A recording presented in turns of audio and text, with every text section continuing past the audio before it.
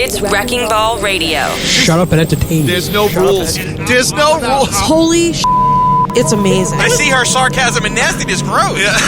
This is Davin's Den.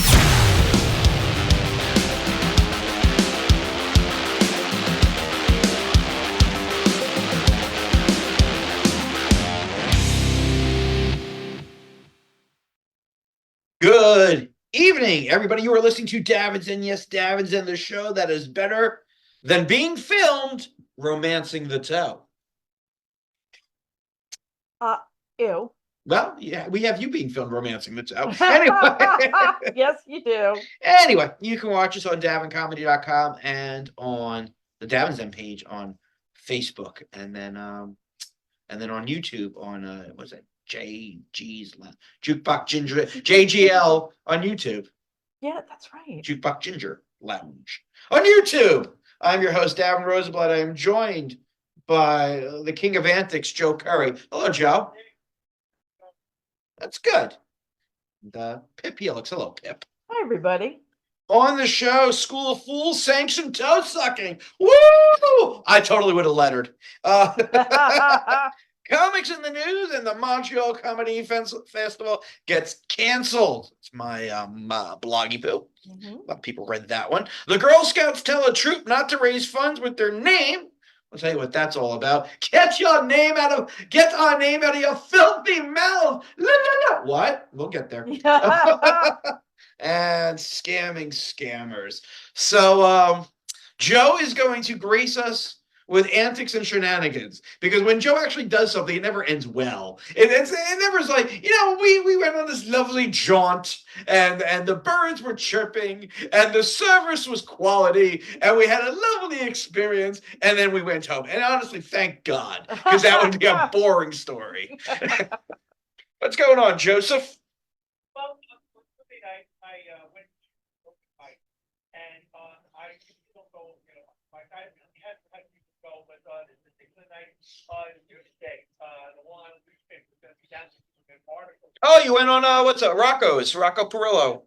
Yeah, they're going to have a guy there going down, like, here, sure, I'll come down.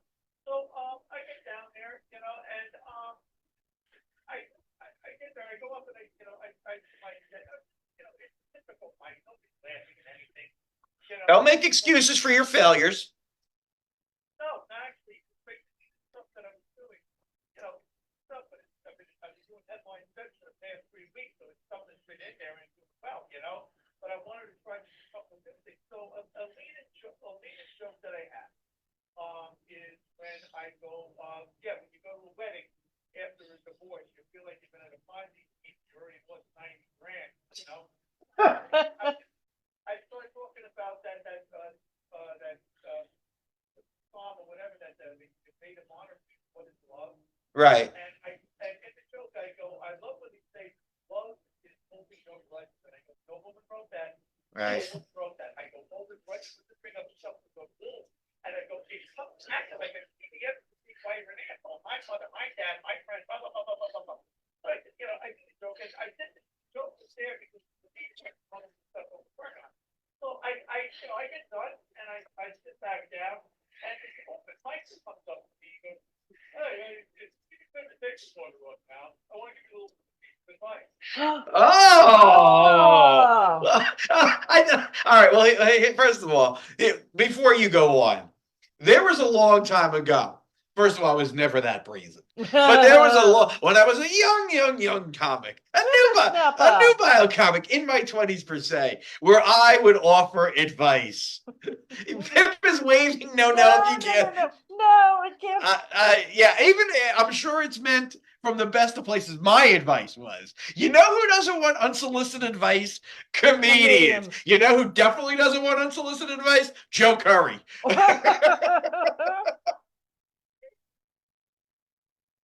No, you won't. You solicit my advice and you never listen. You will not take advice. In fact, you'll do the opposite of advice. Do not lie to this audience.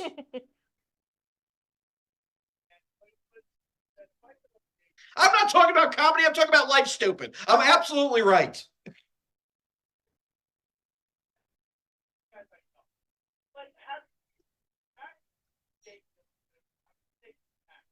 he said vote Biden. He said vote Biden. That was his little bit of advice.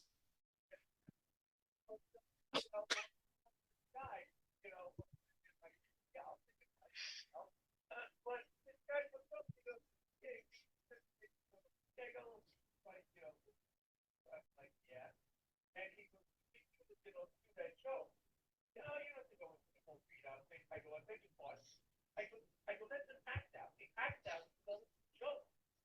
Well, you really don't have to. I don't know. The act out doesn't show. Why would I stop there? Act out. You know what you could have said? You could have said okay and walked away. Why are you debating with a brand new comic?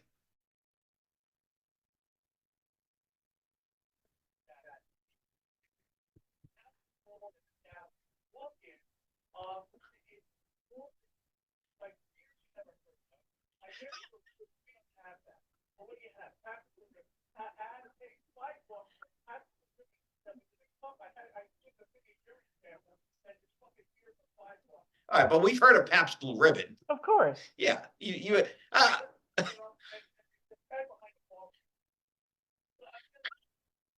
it was a typical Joe Curry outing into the public, making friends wherever he goes. So this guy is trying to improve that thing you call an act, and you are debating with this gentleman.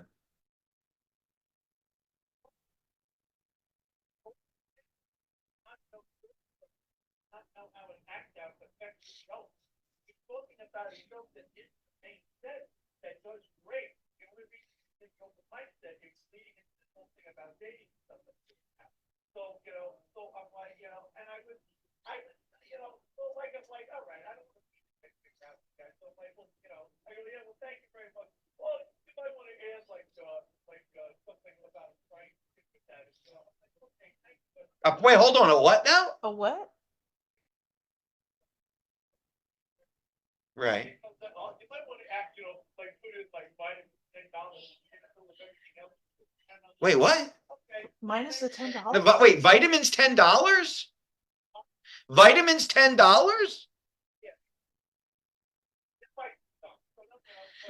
Don't realize the bad advice. No, that'd be like alimony, $1,500 a month. Paying for her car insurance, $200 a month. If you're gonna do it, he's talking about being divorced. Oh, okay. Yeah, it wouldn't be vitamins. You don't actually make it like a CVS receipt, stupid. Listen, if a married guy got away, divorced, and only had to buy the bitch vitamins, everybody would be getting divorced. Oh yeah, I'd be out on the curb. Now I have to stick up for Joe because the advice stinks. I know, it put you in a very uncomfortable position. I feel icky. I feel icky, oh so icky. Ew. Sticky and sticky and gross. Like I said, I the thing about it is I always told myself if I ever speak bitter, I go, I quit. But the thing Wait a second. I've known you like close to 23, 24 years. You mean this could have ended 23, 24 years ago if you just would have done what you said? You're not delightful. I said you're not delightful. What do you call it? What do you call this amalgamation of your personality? Bitter's a synonym. Bitter is standing over. I'm part of the team, Joe. Pick me. Pick me. What are you talking about? You're miserable.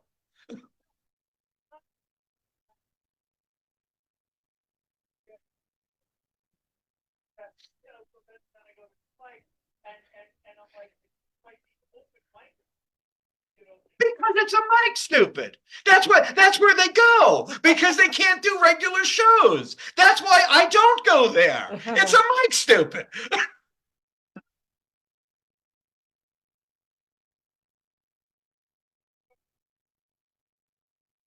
See, that's the opposite of me. I'll be like, you might want to turn on the recorder. I'm about to give you some advice.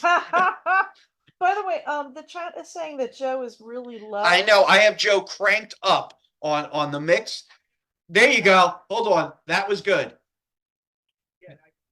Oh, yeah. that's nice and crisp. I can't turn. Oh, Oh no. well, now you sound nice. So whatever you're doing, do that. Very good. Wait, he sounds nice? No. He doesn't. He sounds bitter and loud. He sounds like Joe, bitter and loud. But wait. I mean, listen. I get you. Who do you think is sitting at the mic? Jerry Seinfeld? Do you think Seinfeld is sitting at this fakakta mic because Newsday is there? No, you're getting open micers. You're lucky you had Harry there. I mean, really? The way the guy did it, you know, and I'm not a lot of the guys did, but he comes in, you know, oh, let me give you a beer. Who the fuck are you? Did you pull rank? Did you pull rank? No, I didn't. You didn't tell him how many years you've been doing this? Well, he obviously couldn't tell. I know, right? How it goes together and how an act out is always good to have.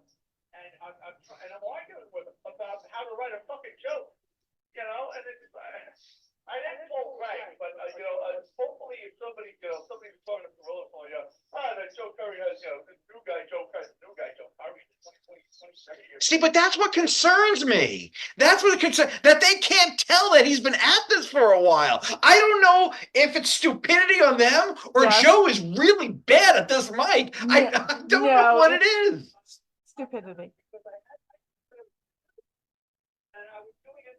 I'm not really, you know, up to the pad, read something really quick, but you know, I'm not up there like I don't know how to do it. I'm up there like I'm in a regulated show with the set with the tapes and everything like that. You can tell that I am not an open mic. Is there any real audience there? No, it's my fault. What are we doing? Why? Why are you doing that? I was thinking that just I wanted to try to get on the stay on. That's the only reason I'm doing it. You wanted Newsday to see you at a mic with no audience. No, you don't. You absolutely do not want Newsday to see you there. That's the worst thing. Like if I didn't know you, oh, I should be so lucky. But if I didn't know you and I was but I had heard of you and I was thinking maybe I'll get Joe Curry to do something for me. I got this paid thing, and then I see your stupid mug at a mic with nothing but open mic. It's like, no, I'm not going to pay this guy. I'll give him a hamburger if he's lucky. No, it's not, Joe. No, it's not. You're working enough professionally.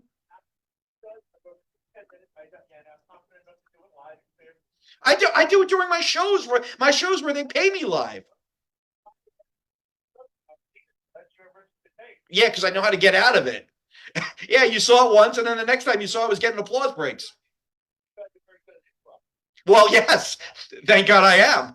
Thank God I know when to bail on a joke, but I'm not going to a mic in front of all comics. That's completely useless. I'm better off calling you up and go, hey, what do you think of this? Than I am going to a mic of all comics.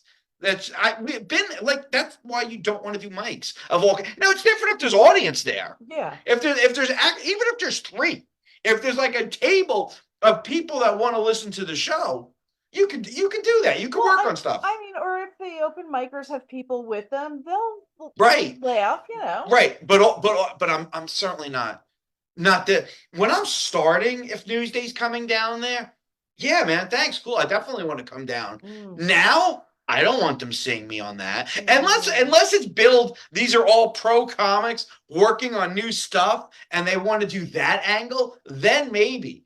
Listen, maybe it's conceited. I don't think it is. I just don't want to be seen in that light anymore. I'm looked at in a certain light, and I've worked very hard to be in that certain light. I don't want, as Joe is saying, jokes that work to fall flat because there's no audience there. Because I tell you who doesn't know that? The Newsday writer. The Newsday writer does not know that this should be working, but it's because it's in front of comics and he's working. They're not studying stand-up comedy. No, and comics, whether seasoned or open micers, don't laugh at other people's jokes for the most part. They just sit there and scrutinize. Yeah, well, no, or they'll go funny. Yeah, No, right. like if they like it, like once in a while somebody will make me laugh.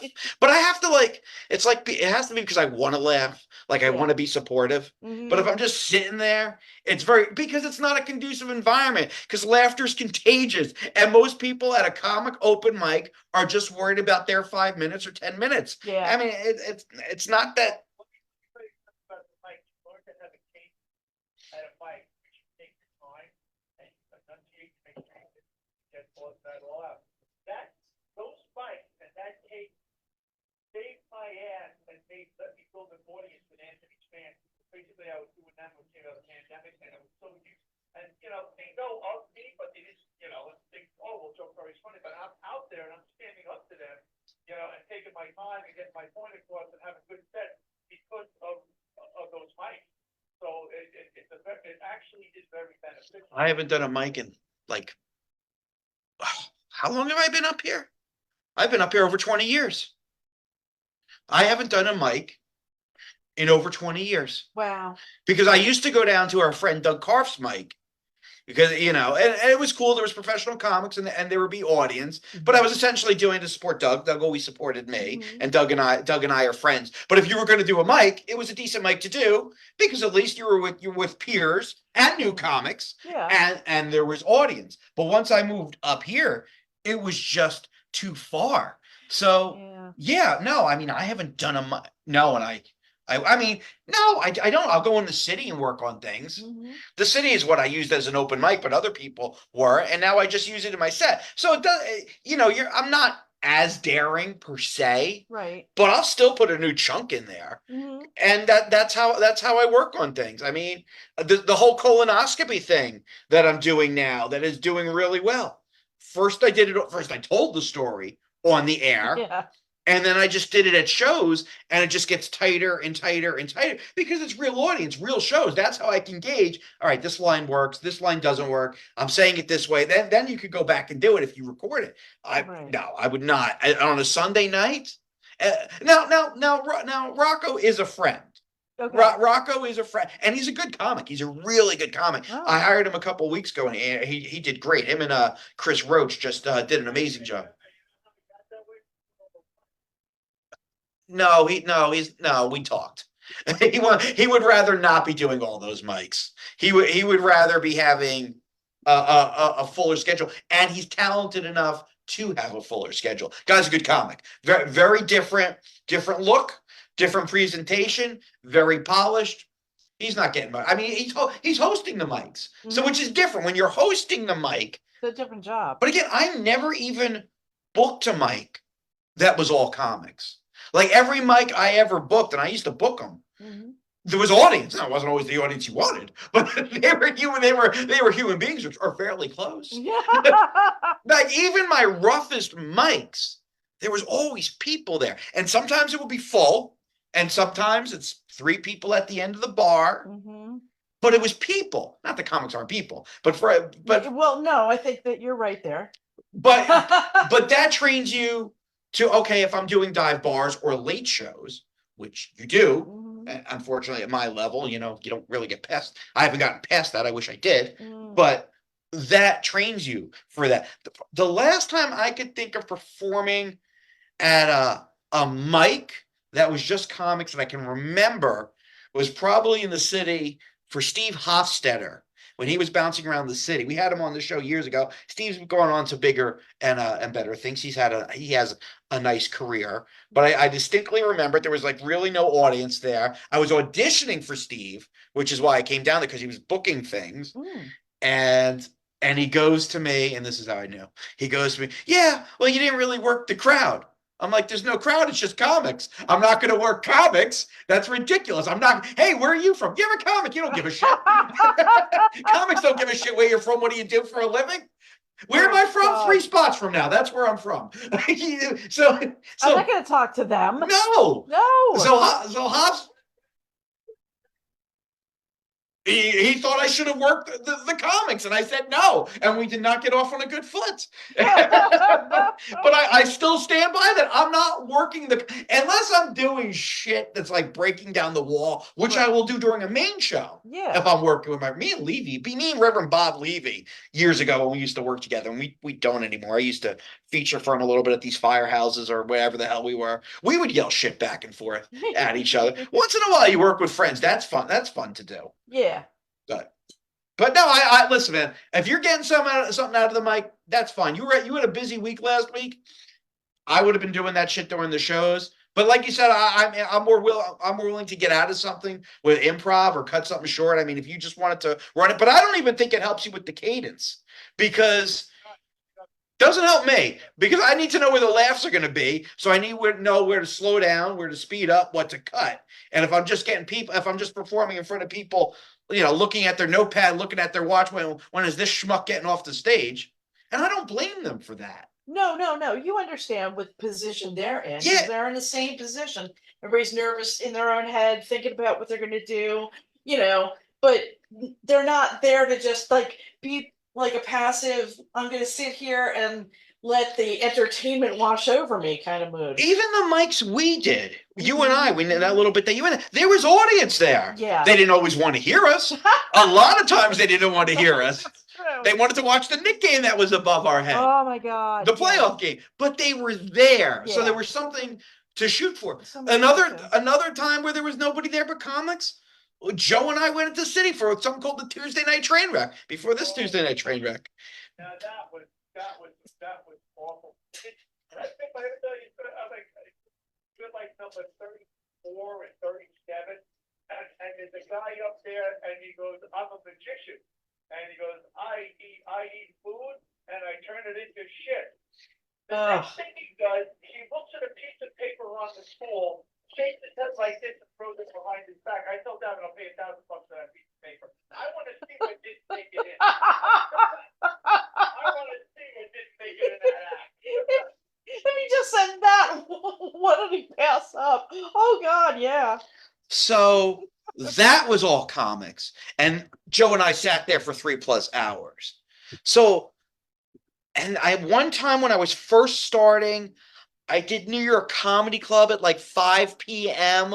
on a weekday. Oh, and that was a mic with other comics. I mean, they were fairly supportive. Yeah. But I really think I could count on my hand how many times I did mics with just comics. I learned pretty quickly that if it's just comics, it's not worth my time. No. I'm not going to get what I need. Even one audience member, and it sucks for that one audience member, but even one audience I can do stuff with. Yeah, there's somebody to pay attention to. Right. That you can just like get something out of, because instead of the sarcastic, dry stuff that you get if you're talking to a comic. Oh God. Now this is different. Well, we're really going in the weeds with this, but what the hell? This is different than you're doing like a workshop / mic where you're there with peers for the most part and people you respect, and you go up there and then you do your thing, and then like they have some suggestions or what they really like, because those are people you respect. Right. So you're like, okay, this is good. But to be the old guy is at the open mic,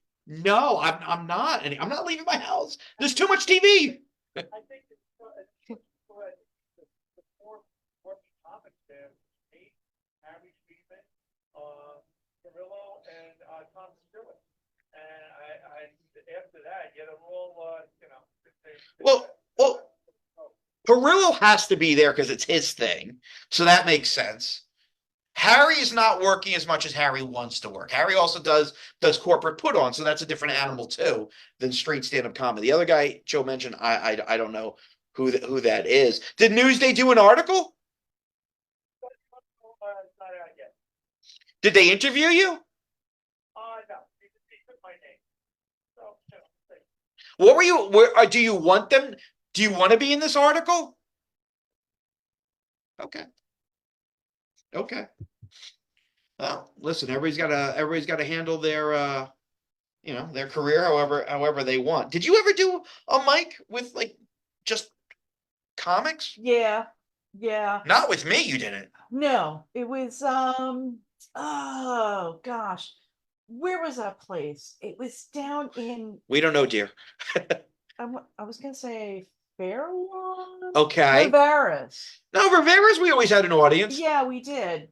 No, it can't be. Let me tell you how hungry I was back in the day. Mhm. We did a mic down in Side Heights.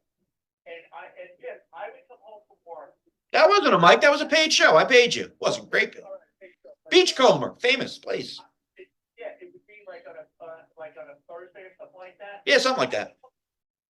Yeah, I would come home, I would take a nap, get up at 7, drive to Seaside Heights, do the gig. And the gig was good. It was a good gig. And then I'm bullshit with Davin and all the guys, and I look at my watch and I'm like, oh, it's 1:30 in the morning, and I live on Long Island. Oh my God. So no, I'm not talking about being hungry. I mean, you're talking about the guy that traveled all over the country for doing $100 shows a night. You know, I was hungry. My schedule this week is ridiculous. The shit I'm doing. I'm hungry, but there comes to a point where you reach certain levels. You go, this is no longer worth it. Now, there was a long time where I thought mics were worth it, and I still think they are. They can be worth it, Right. if there's audience. Yeah. Yeah. I mean, I do remember one night. I thought it was Rivera's, and perhaps That's you weren't possible. there because there was like one guy there that wasn't one of the micers, and he was friends with the micer. So I thought, okay, there's a person, and he just was like looking at us like it was a competition. I can't laugh at you because my friend's got to be funnier. That happens. And That's like a bringer show. Yeah, and it was not a bringer show, but that guy was acting like it was. I can, raise your hand, which comedian you like best. It wasn't any of that. And so I thought, oh, even the one guy we have hates all of us. So that was painful. You know what doing a mic is? Remember in the beginning of COVID when people were just trying to do anything online? Yeah. Doing a Facebook Live show because you can't hear anything. At most, you get like thumbs up. And comics would do like a Facebook Live thing. I was booked for one, but I said, well, let's do an interview instead because because there's no if there's no feedback, right? What are we doing? Well, the thing about it is that I will do. I don't go to them regularly anymore. I mean, I did during the pandemic, which is something to do. But the thing about it is, I will go there if I have something that's still on book, and I will go there and I'll sit there just to get it off book and to hear it. I don't go, I'm not going to them all the time. I mean, it'll burn you out. I'll sit there because it's horrible. It's horrible. And the funny thing about the mic is when I do stand up and I'm in a show, I don't drink before I go up. I'll have a couple when I'm done. I have a couple before I go up because I can't sit through this shit. Yeah, so it's torture. But like I said, I went down there that Saturday, on Sunday, and like I said, the guy comes up, oh, you're a little bit really, Mr. Open Mic, what do you have to say? And then, Well, what happens if the advice was good? it wasn't. That's what an act out is. And I have to explain fucking comedy. So show us this act out, because I don't really think of you as much of an act out comic. Show us this act out that you're working on.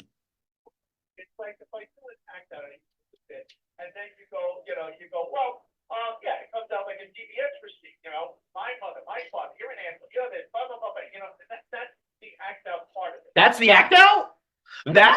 That's not an act out. I thought he was gonna do he's reading a scroll.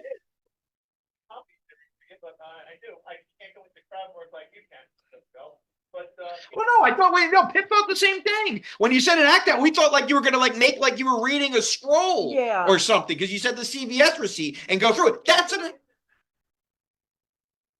Or maybe you don't know what the word act out means. you're acting it out. We didn't see any acting out. Yeah, I thought you were going to do movements. Yes, that is acting out the bit. Moving. That's what we thought you were gonna do. But it's also not the bit on the punch. It actually takes it farther than that. That's not acting out. What do you call That's it? a tagline. That's tagging the bit. The punchline, and then if there's more to it, there's taglines. Right. Acting out is being physical. I never heard the term before tonight, to be honest. I mean, if you think about it, you're acting. Well, that's acting it out. Yes. Like I thought Robin so- Williams acted out bits. He was very physical. Yeah. That's Yeah. what I thought Joe was talking about. Yeah. That's what I. All right, we're not the ones that are wrong. We both watched the screen. You did not do anything physically. Your show, you're right all the time. Oh, ask her. She's looking at the same screen. Well, no. I mean, I'm literally listening because I'm learning because I never heard the term before. So I was like, okay, what is that? I mean, I had in my head what I thought it was, but I was like, oh, maybe it's different Here. because I do. Here, I'll give you an example of an act out from my act because I don't do a lot of them. I'm trying to think of. So my wife comes whisking in like the renovation fairy, bibbidi bobbidi, and I spin around. And all that's how I'm acting out. I'm being physical with the joke. I don't have a lot of that. No. I wish I did. I'm just not very physical on stage. But that is acting out the bit, Well, showing. If you act it out on your face, is that the same thing? I mean, there are guys that can do it. There are guys with really expressive faces. Yeah. I would say, like Jessica Kirson, you could say. You know who Jessica Kirson? No. Very high energy female comic, very successful. If you look at her on YouTube, everything is very physical. She's very loud. She's very over the top. Mhm. Very emotive with her face. Like like rubber face people. Yes. Just like Yes. like they have no game face. And she's a because it's killer on somebody stage. That's awesome. She's a killer on stage. She's a beast. But yeah, that is acting. This is acting it out. Moving the hands. Well, that's just Italian, isn't it? But yeah, it's being physical. I acted out like I did, but I acted out on stage. All right, I'm not going to go nuts here. Well, that's different. That's different than what you said. No, it's not. Okay, I don't have to believe I got to play comedy theory to you too. Everything can't be crowd work. All right. Wow, look at him. He's all fucking jealous. Like I do sets all the time that aren't crowd work. Okay. Oh, okay. Hey guys. As much as I enjoy dick swinging, I think that you have to put them. I away. do not have to take you to open for me. I don't have to do that anymore, Joe. If you're so fucking above it all. But I really, when you headline, the audience gives you a lot more than when you're in other positions of the show. So headlining is actually a little bit easier than other positions in the show. Wow. The audience there will give it more. So maybe sometimes you don't realize, you get a little bit more, maybe you should forget. I found that because I had very little experience, but I found that when I was in places that were obviously open mics, it was really tough. Mhm. Or like in a bar and they're there to meet somebody or to watch sports, and they were really kind of aggravated that there was quote unquote entertainment. That was really painful. But the couple of times that I even if they were bringer shows that I worked in honest to God comedy places in the city, Mhm. I did my best because I think that they were sitting there wanting us to do well. They Sure. wanted to be entertained. They wanted to be on our side. When they pay money, they absolutely do. Yeah. Well, were they? I don't. Money changes everything. Free is the piece people get. They figure they got their money's worth. I don't know if there was there an entrance fee for there was New York comedy. I think I was there once, but there was a bringer show during the week at the other one. Was it called Broadway something or other? I can't remember. Jesus, it's so long ago. But I didn't think that there was a fee to get in, but you had the drink minimum and whatever. But it was at a comedy show. Oh yeah, of course. And so they had the expectation, I'm going to be entertained. This is going to be funny. So they were a little, even just by that, they were a little loosened up. Sure. You know? It all plays into the psychology. So there's a guy in Long Island who I don't know. I've never met him, but I hear wonderful things about him. Guy by the name of Keith Anthony. Here he's a killer. Never crossed paths with him.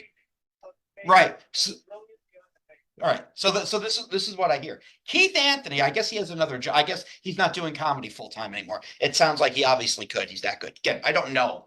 Keith Anthony only features because he doesn't need the money because it's the easier spot. So here's the thing. Now, what Joe says, there is some validity to what Joe says, that the further you get down on the lineup the audience sometimes will give you more because the expectations are better. That's That's why kinda the where I'm host going. that's why the host spot sucks so much because they have no expectations. That being said, when you were the headliner, they're also more drunk. There's also the check spot. And now, as I've been talking to guys who, believe it or not, been doing this longer than me, I've been talking to the guys that have been who he knows. Respect the guys doing it like 30, 35 years. These are the guys who I'm talking to. Yeah. Now, even we've been talking about it. The attention span is shorter, which I'll talk about in a while. So that's another thing that you have to deal with when you're headlining. So yes, if the audience is a good audience and they're hot and they know what the hell they're doing, yeah, there's nothing better than headlining.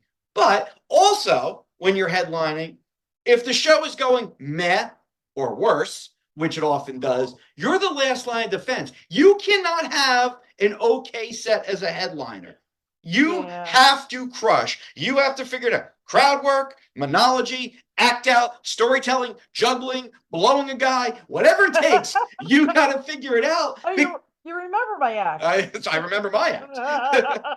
Because you're the last line of defense. Yeah. And you're digging yourself out of a hole for the whole show, kind of, right? When I'm in the middle, I pull back. Oh, you mean so that it's not like a bump in the middle of the show and then the headliner is like kind of lower? Well, a guy years ago said to me, a guy getting much longer than me, but I was still newer in the business, probably 8 years. So he goes, you know who makes the best features? I go, no, who makes the best features? Headliners. I said, why? He goes, because they know they don't have anything to prove. And I remember, and our industry wants you to compete against each other. Yeah. They go, oh, did you blow the headliner off the stove? No, it's off the stage. No, then I can't move you up. That's the way they want us to do it. So then you'll get features doing, instead of 25 or 30, 35 or 40 or 45, because they think more is more. And then you have hosts, instead of doing 10 or 15, doing 20, 20, 25, because they're trying to move up. So what my friend Daryl was saying, we've played his music on the show, he's saying, once you're secure and where you are, you just relax and you let it come to you. Joe, do you think when you're doing a feature that if you know, no names, of course, but if you know the guy who's headlining and you know that in your estimation or in other people's estimation that they're like not high energy or they might not be able to close it, do you pull back? No, that's their problem. I do. But for friends. If a buddy asks me, hey man, I got this gig, you want to come out and feature for me? And I know, like I was working for a buddy several months ago on a weekend. And it was small. It was a small place, small crowds. I knew what I had to do to have my best sets in this scenario because it was so hard. It would have been crowd work, which Joe says, but it would have been crowd work in this situation to do it. And when I do crowd work, I mix in material. I don't just, where you're from, what do you do, like some people do. But this is my buddy. This is his gig.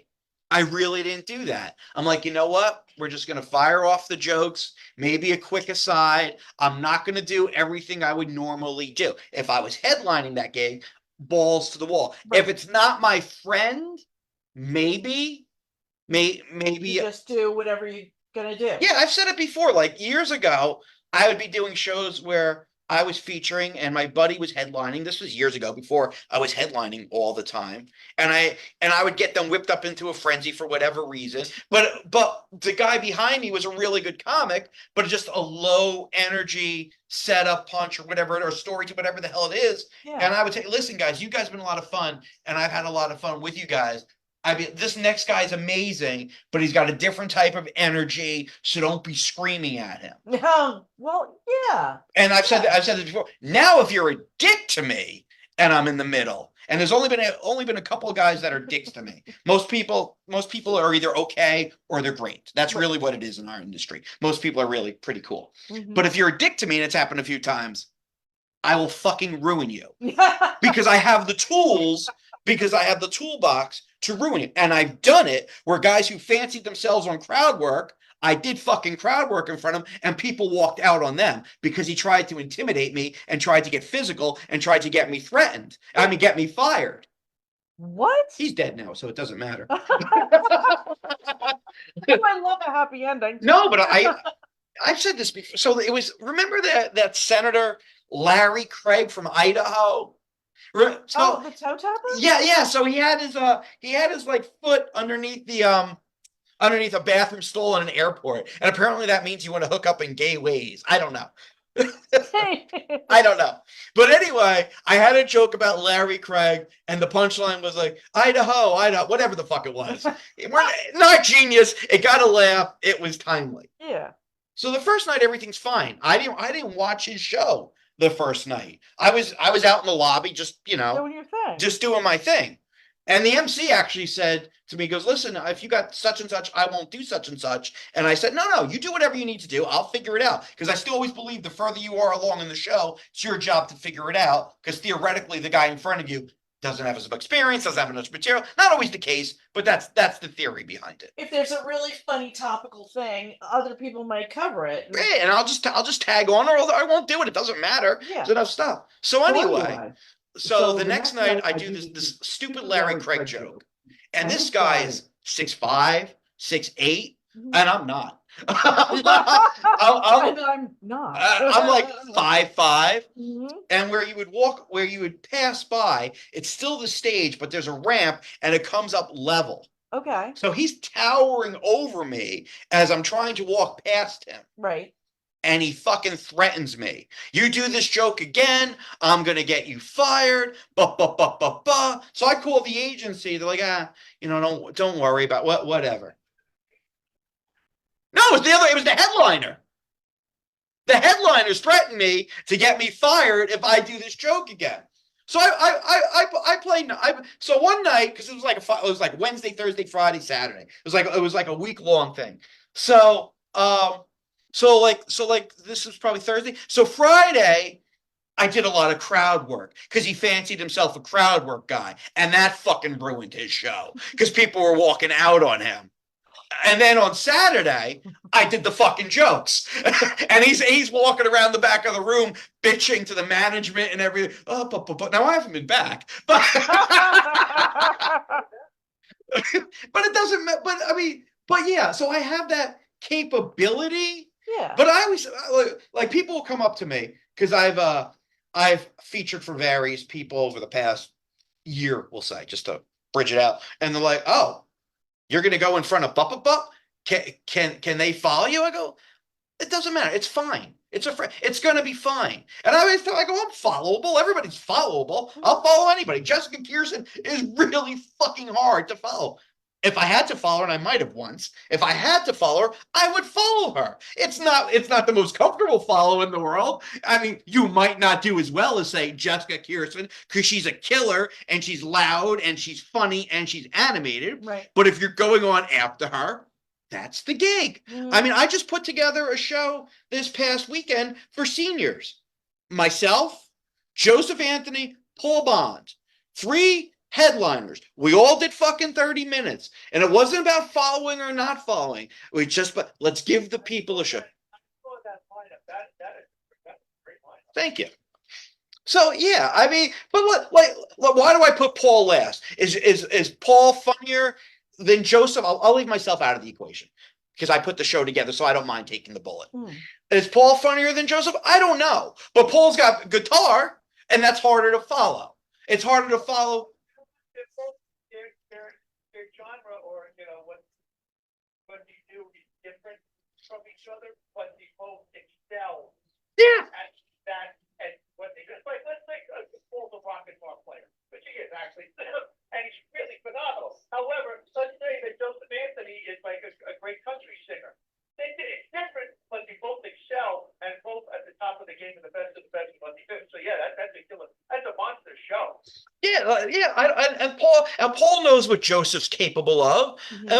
Paul's biggest concern is, I hope he doesn't go long, because Joseph had a reputation in the past for going long. I'm like, no, he'll be fine, and that could fuck up a show too, because we're all supposed to stick to the 30. I'm giving them. That's years ago. I think so, but I mean that was years ago. Yeah, he wants to go home now.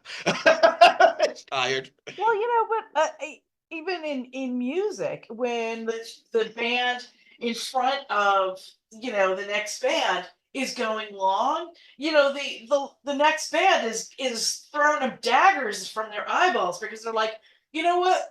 We only have so much time on this show. You're either digging into our time or you're making us leave so much later. But in music, it's not only that, and even if you don't do that, when you take the sweet ass time breaking down. Yeah. I've had that before. Ah. The guy plays bullshit with his chick and get the fuck off the stage. Yeah. Get what I got you. Yeah. But in music, like we're talking about, like the big acts. Yeah. It's kind of akin to what this guy did to me on a bigger level. Like they'll make sure the band before them doesn't have a great sound system, Right. or what? Oh, like they yeah. won't even give them a chance. They'll kneecap them. Yeah. Which, I guess that's what this guy was trying to do to me. I have never done that to anybody who's open for me. I'm just like, do you? And I tell comics, go, you get one from me? You get one from me. You're not getting another one. That's just it. Like if we're working a week, listen, man, I'm bringing my features have headline experience when I get to bring somebody. So if they're going to get a show, they'll get a show, and that's cool, and that's good. That's good for the audience. They're not getting fucking two, because now I'm like, okay, now I got to fucking work. Yeah. Now I see. But that's good. That's what I want. Yeah. I mean, now listen. Sometimes you're sitting back there going, "Motherfucker's killing." This is gonna be a pain in the ass to follow because we all have that insecurity on some level. Like, oh, I hope I can follow this.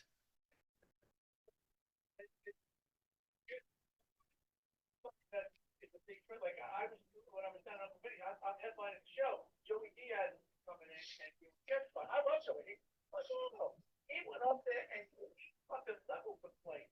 But I'm sitting there and I'm like, I say, but I'm like, oh, you know what, Michael? These moments I have, I go, and our energy levels are pretty much the same. I mean, you're different with the energy levels. I can pull this, and I did. I set up shop and I got, as you've been doing this for years, you know what to do and stuff like that. Like I said, even if you have a monster in front of you like Joey Diaz, I mean, if you believe in your act, go up there, set up shop, and have a good set. Well, I always have that a little bit of insecurity. I come off as confident and everything, but always that insecurity, like, oh, they really liked it. They really liked her. Yeah. I would be really shocked to find somebody, an entertainer, who doesn't have a bit of that insecurity or anxiety even. I mean, I had that a couple, like a month ago with like Sandy Ellers. I mean, just crushing it. Like, oh my gosh, you should be filming this shit. This is amazing. Now she had some people there to see her, but that aside, the whole room loving her. Could do no wrong. Everything big laughs, applause. Fucking killer. So in the back, well, this is going to be a problem. You know what?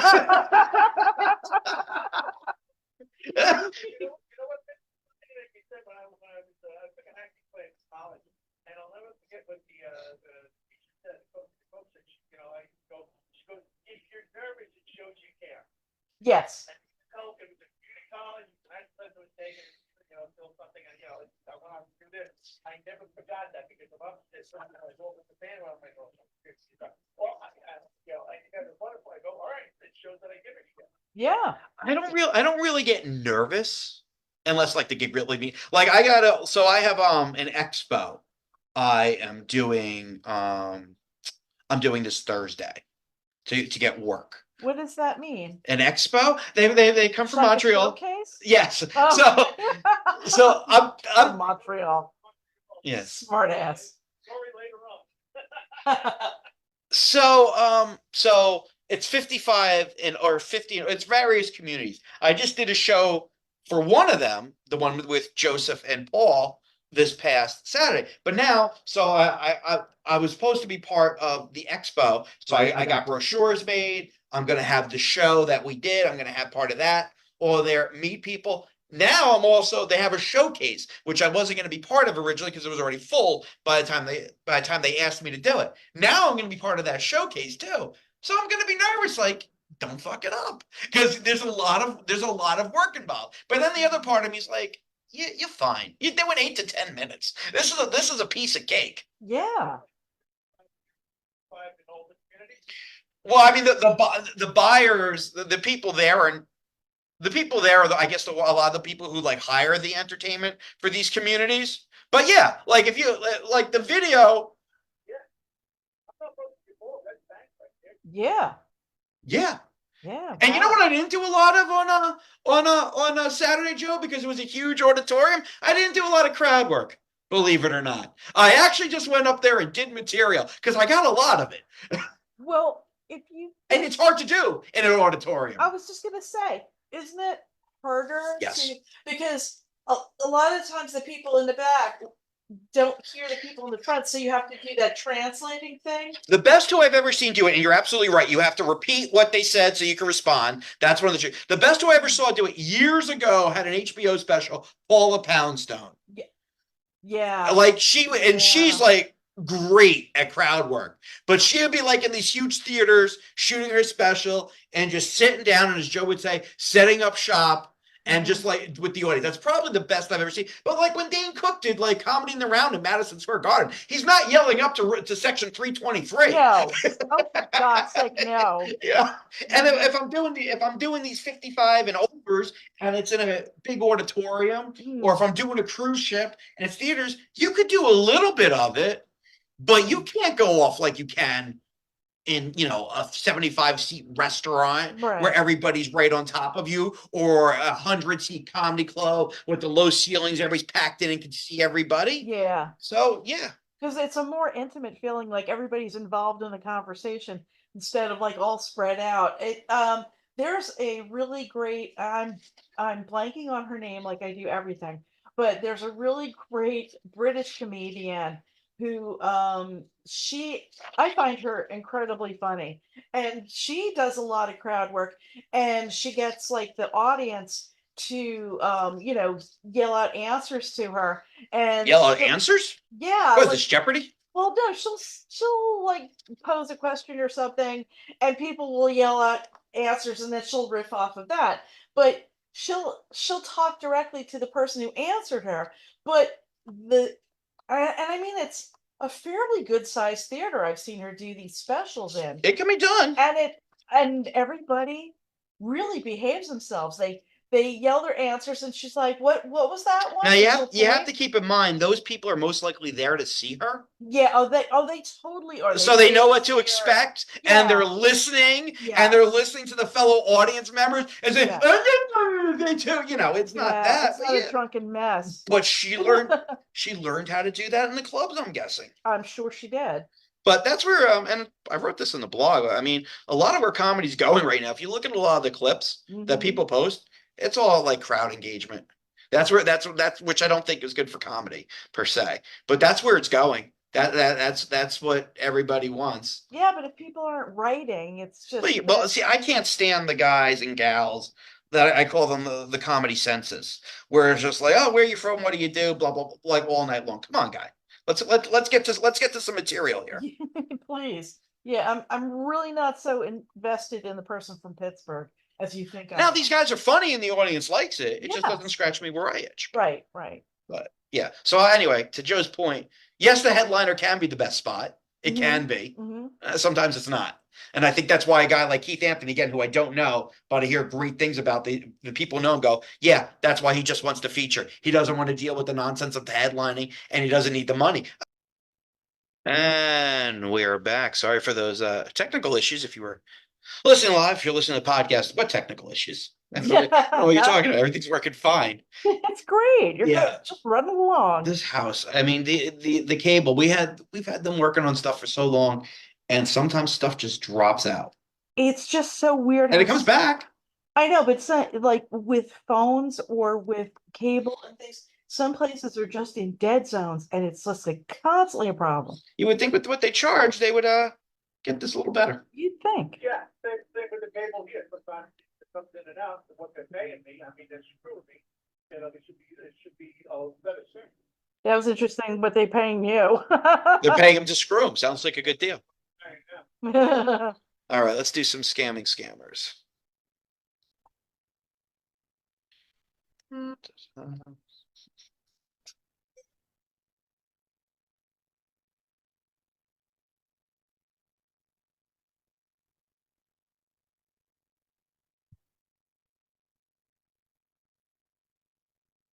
The music wasn't objectionable when we came up with it.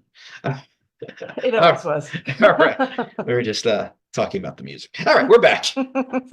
So this is a fake Davin and the pig butchering scam, the cryptocurrency scam with Jenny. We did a whole thing on pig butchering last week. So if you don't know what that is, you should definitely go back. Listen to the podcast on that. A lot of good information. But I'm trying to get a romance here with this Jenny. No, you know what? You're going to need a lot more kindling and a magnifying glass and matches and a blowtorch. Nothing is going with this girl. She's ice cold. She's Wow, cold as awesome. ice. Yeah, she is. She's not having it. Yeah, she's a foreigner song. Well, we did decide we're gonna we did decide we're gonna be friends. Remember, that's what we decided. Yes, but like cold at a distance, sit on the other side of the couch kind of friend. She just wants to go slow. I need to invest quickly and pursue love slowly. That's the way all romance starts. Yes, very slowly. All right, so we go October 23rd of 2022. I say good morning, Jenny. She says good morning. I tell her, I go, you're up early. She smiles. I go, what are your plans for the day, my intelligent friend? Not hitting on her. Yeah, wow. Yeah, that's backing off. That's nice.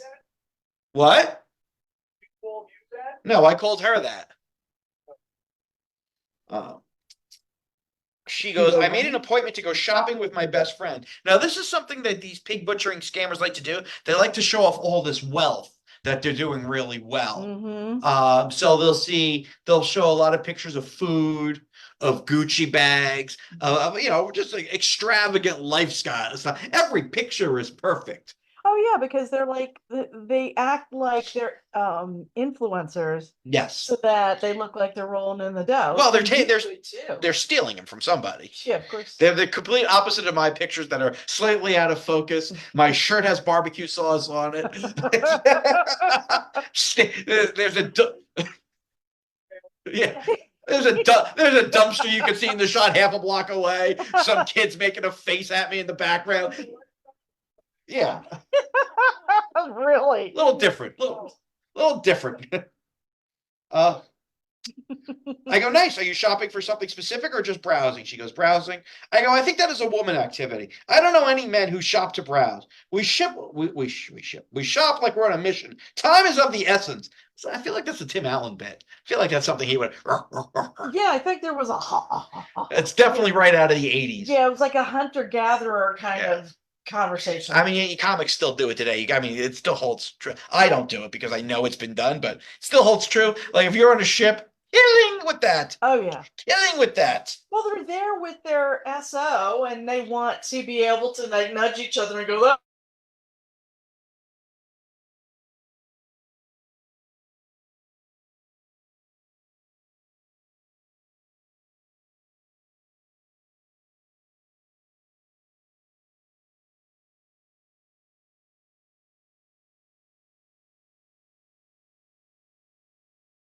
Emails. Why do you ask, LOL? That you can't get more vague than that. Hold meetings, send emails. To be fair, though, I think that's what my wife does because like she's like forever in meetings.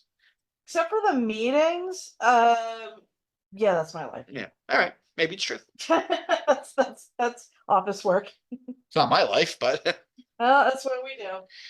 I go, I was just trying to understand what pressures you face, just taking an interest in you. What is the part of your job that is stressful? She goes, stress occurs to everyone, 3 exclamation points. And I feel like that emphasizes the stress. Yeah. Well, where does it occur? Not the specific. It occurs to everyone. Don't you listen? She said it right there. What's wrong with you? She put 3 exclamation points. She couldn't be more clear. After the first exclamation. Exactly. Does she need to cap lock the whole thing too for you, stupid? I go, true, but there are ways to lessen stress. If you don't want to tell me, that's okay. My interest is coming from a place of concern, nothing more. So she likes that comment. She goes, yes, yoga is also an exercise in my way of decompression. I go, talking to me is the best form of stress relief. And I give her a bunch of laughing emojis. She laughs. She goes, hopefully so. I go, you don't find me amazing? I'm way better than downward dog and child's pose. Both the way. I do not like yoga. No. Have you done yoga? Yeah. It's terrible. Oh, is it? No, I It's like Satan's stretch.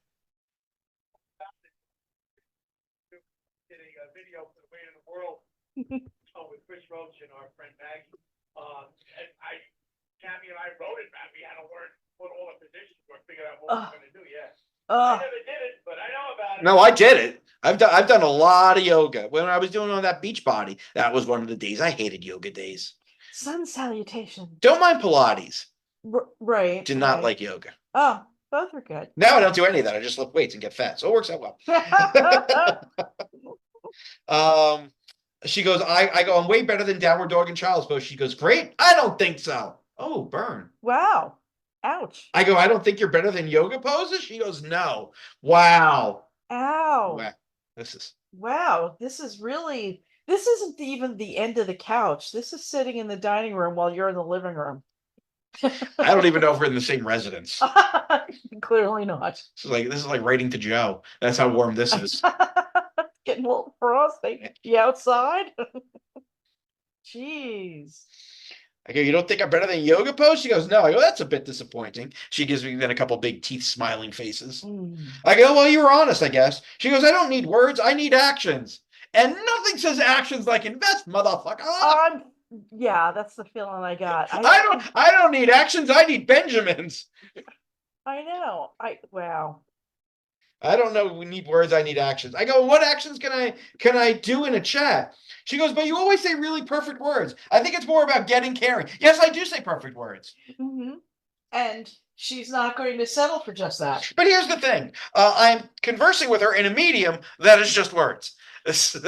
I want actions. It's like you're gonna have to rely on. Yeah, this is what you get there, sweet tits. I don't see a slot in the phone to slide my ATM in, my ATM card. Really? It's like, oh, I don't need words. Well, then I guess this is done. Yeah, I mean, you won't pick up the phone and talk. What a stupid thing.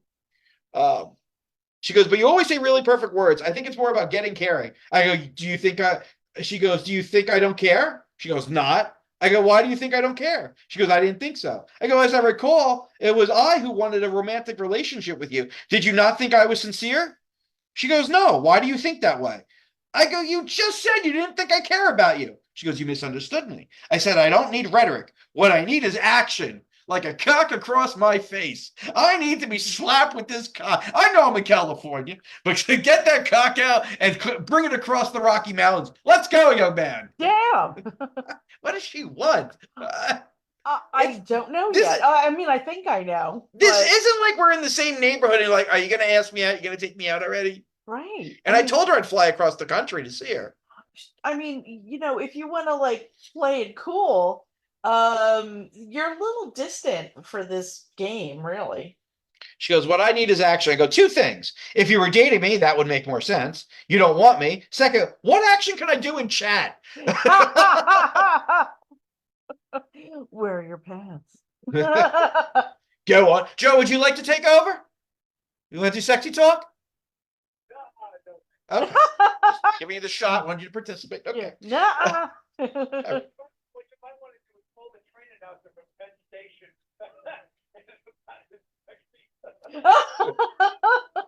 Why? At the train and hear people get off? What are you talking about? What? And there's probably something sticky on the floor? What? It's the same thing. There definitely is. Yeah, exactly. Same thing. Same experience. This probably smells a touch better. Those trains aren't cleaned. But both you can have urine play if you want. Ew. Ew. Ew. Well, we know where you stand on golden showers, dear. Absolutely not. Never not. I know. It'll make the hair dye run out. Oh yeah, no. Pip's a little streaky. Yeah, she got pissed on. And I didn't get paid, so I'm pissed. Well, even the cable company pays Joe, so. Yeah. She laughed. She goes, I'm not a casual person. I go, Jenny, you do not want me. I am being your friend. If I am being tested, I'd sure like to know. And honestly, I'm a great catch. But you have made your decision. She goes, when I tell you to know, you will know. What? You heard her. Yeah, How dare you both? Yeah, what? So I say, how about don't speak in riddles and just plainly tell me what you want? I'm not cottoning to this any longer. Thank you. She goes, no, when you pass the test, you know it. I go, I'm not interested in passing a test. I'm interested in either a genuine relationship or a genuine friendship. If you don't want that, now is the time to tell me. I've had enough of this shit. This is going nowhere. There's other scammers that need my attention. When I pass the test, Joe, I will know. We can't be any more clear. It says that how much you can empty your bank account. Well, that Bank account says zero, you win. yeah, that's probably the test. She trusts me. You got a flipper and a touch back. Okay. She goes, I've always wanted this. What exactly do you want me to do? I go, you've always wanted to test me? What have you always wanted? She goes, I'm not testing you. Why do you say that? You just said this. No, when you pass the test, you know it. She might be a woman. She might be a gaslighter supreme. She's running for office. What the heck? She goes, yes, I'm just catering to you. I go, you keep on speaking of action. What action do you want? Hugs are basic etiquette as friends. How can I hug you if we're in a chat? Hugs are. What are you supposed to do? Write the little parentheses and write hug in the middle? What is she talking about? She goes, we can finish hugging first and then continue chatting. I go, you say my words are rhetoric. That is hurtful. How can I hug you here? She goes, you can, of course. I go, how? And then I gave her parentheses. Good. Hug. She goes, I think a man with a heart doesn't need you to teach him how to do it. What? You know what? Stop. Doesn't mean how to do what? Here's the thing. What she's doing right now, and I don't even know if this is a real person or a woman or whatever, but this conversation is leading into that magical thinking thing that I am sorry, ladies, but that women tend to do, and they don't even realize they're doing it, and it's relationship killing stuff. When you play with your significant other who's, if you're hetero, it's a man, and he thinks different, and you're going, if you really loved me, you'd know what I'm thinking. Guess what's in my head? Because if you love me, you'd know. Just be a big girl, pull up your big girl panties, and tell them what the hell you're talking about. But here's the deal even with that. It's like sometimes Joe's girl, she'll mention something and I go, Careful! Whoop, whoop, whoop. Thursday isn't too far away. I told you that last week that you remember, the lady, she said something, there's something. All right, she just wanted to give me no clues at all that you're supposed to remember. She was like, what the hell are you talking about? Because this probably isn't going exactly as script. No, but so she's scrambling. Well, and she's giving this here's the bar, and you're going, how high? Oh, I moved the bar over here. What? Well, I mean, in her defense, I've played this character like I'm really into her. Yes. So she's using that. Yeah, well, right. I know. So she's dangling something for you, but I got something for her. But does it dangle? Oh, never mind. The thing is, we actually in the episode 2, it's a comic's name, but as a euphemism for a penis. This is a comic name called a DJ Dangler. It's actually a comic's name, so we threw his name in there. What the hell? A euphemism for a cock, a DJ Dangler. So yeah, I got her DJ Dangler. I please continue with the nonsense. Oh my god, what are you talking about? Her nonsense. This is ice cold loving over here.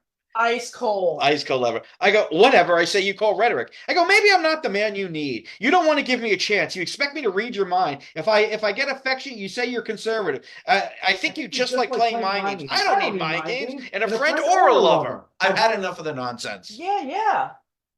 She goes, I don't have time to play mind games with you. You misunderstood me. Did I? I go, I do misunderstand you. Please explain. She goes, why should I explain? Son of a bitch. Oh, you know, I'm getting pissed off. Don't do these stupid things where you're like, oh, well, you should know what I'm thinking. And, didn't I say that? No, I didn't say that. You just said it. I feel like I'm married again. Joanne, just get to the goddamn point. Yes. Just start calling her Joanne for the rest of the segment. Jenny, Joanne, whatever. Yeah. Oh. She goes, why should I explain? I'm getting chills for you, Joe. Ugh. I go, we said yesterday when there was a misunderstanding, we would explain. When there is a misunderstanding, friends explain. She goes, that's just your own opinion. I didn't do anything wrong. I go, I didn't say you did. She goes, when a guy did nothing wrong, why would you ask her to explain? Well, apparently she's gender fluid again. She's also been family fluid too. When a guy did nothing wrong, why would you ask her to explain? Somebody forgot who they were. Yeah. I go, I just want to know what action you think I should be doing in an Instagram chat. She goes, share with each other. I go, okay, I've shared my feelings for you. I've shared my views on stocks with you. I want to share an experience with you. What would you like? It took all I had in me to share my feelings for you. You called it rhetoric, which would be really insulting. It is a really loaded word, and you wouldn't use that with your friend. Or your lover. No, oh no, specifically. Next time I'm fighting with my wife, enough with your rhetoric. That'll end it right quick. Yeah, how comfy is your couch, by the way? It's not bad. I sleep on it a lot. I like get up at 4 o'clock in the morning. I go downstairs. Sleep. Yeah. I can get there. She goes, not really. You don't always understand me when I share my advice with you. Who the fuck is asking this bitch for advice? Yeah, when did this start? What, it's like Joe and the open micer. What the fuck are we doing here? Nobody asked your opinion. Yeah, just buddy, back off. I'm just gonna drink my Pabst Blue Ribbon over here. I'm just gonna drink and chat. My advice was to bring herself as a professional, and you would go to her for advice, and she knows what she's doing. But in her, oh, put your money. Yeah. Wait. So I ask. It's Scammer we trust. I go, is this about crypto? Well, yeah. She goes, maybe. That's one of the reasons why we're talking about mistakes. She's desperately trying to get the ship straight. So, like a ship, and I know this from Deadliest Catch. A ship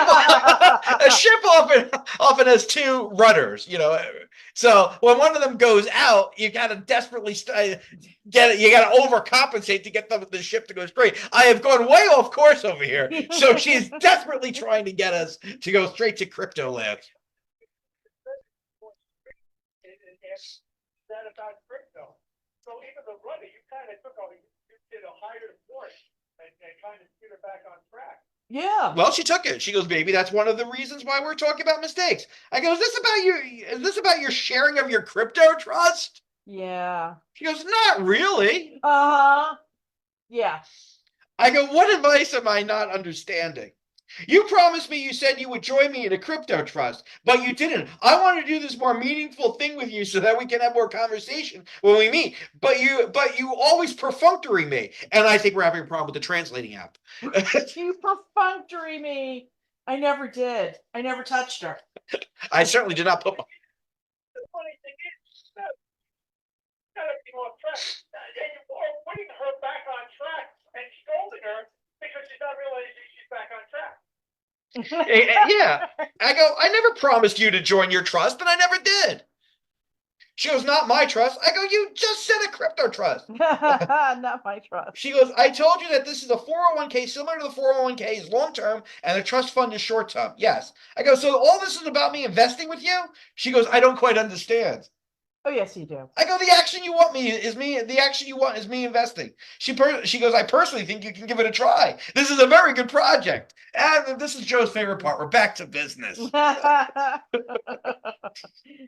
I mean, she so fucked it up.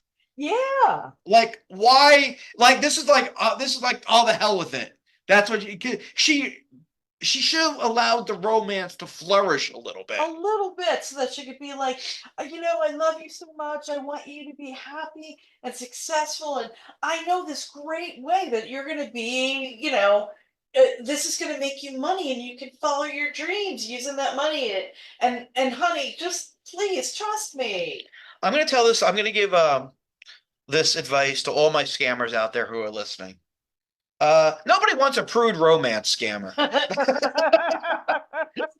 The whole thing's bullshit anyway. So don't play hard to get with it so much. I mean, this is too much. Her job is to romance me and earn my trust, and she's not good at this. No. Or he's not good at this. No, he stinks. I think it's the heat. I find that hard to believe. I'm jerking off right now to it. I don't think so. Thought about that. What? What? Dropped his guard about Oh, he dropped. Oh yeah.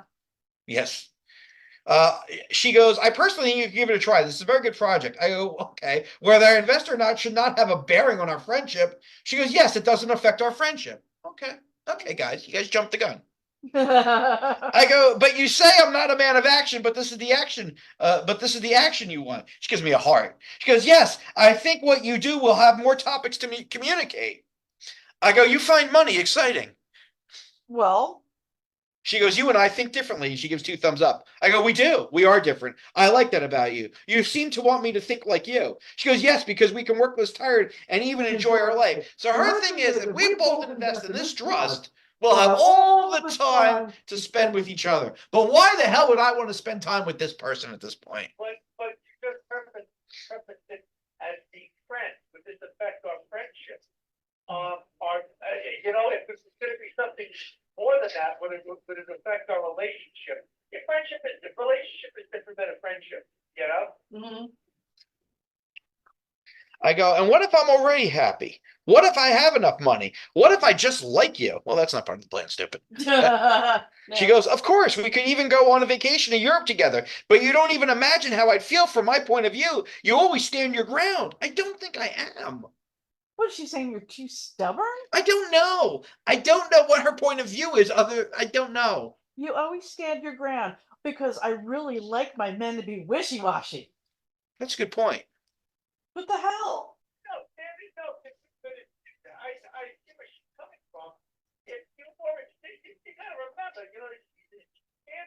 people that are desperate, that are scared, that would have given the money in for by now, or at least make something for the small investor, or maybe a big investor by now. You haven't, so that's you being stubborn.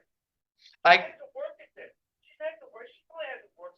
She probably hasn't worked like this with anybody, unless maybe there's another scam buster that she deals with. But she doesn't know how to work like this. Who the hell would be investing? Who the hell would be throwing this money off to what the game she's played? She hasn't been very good. No.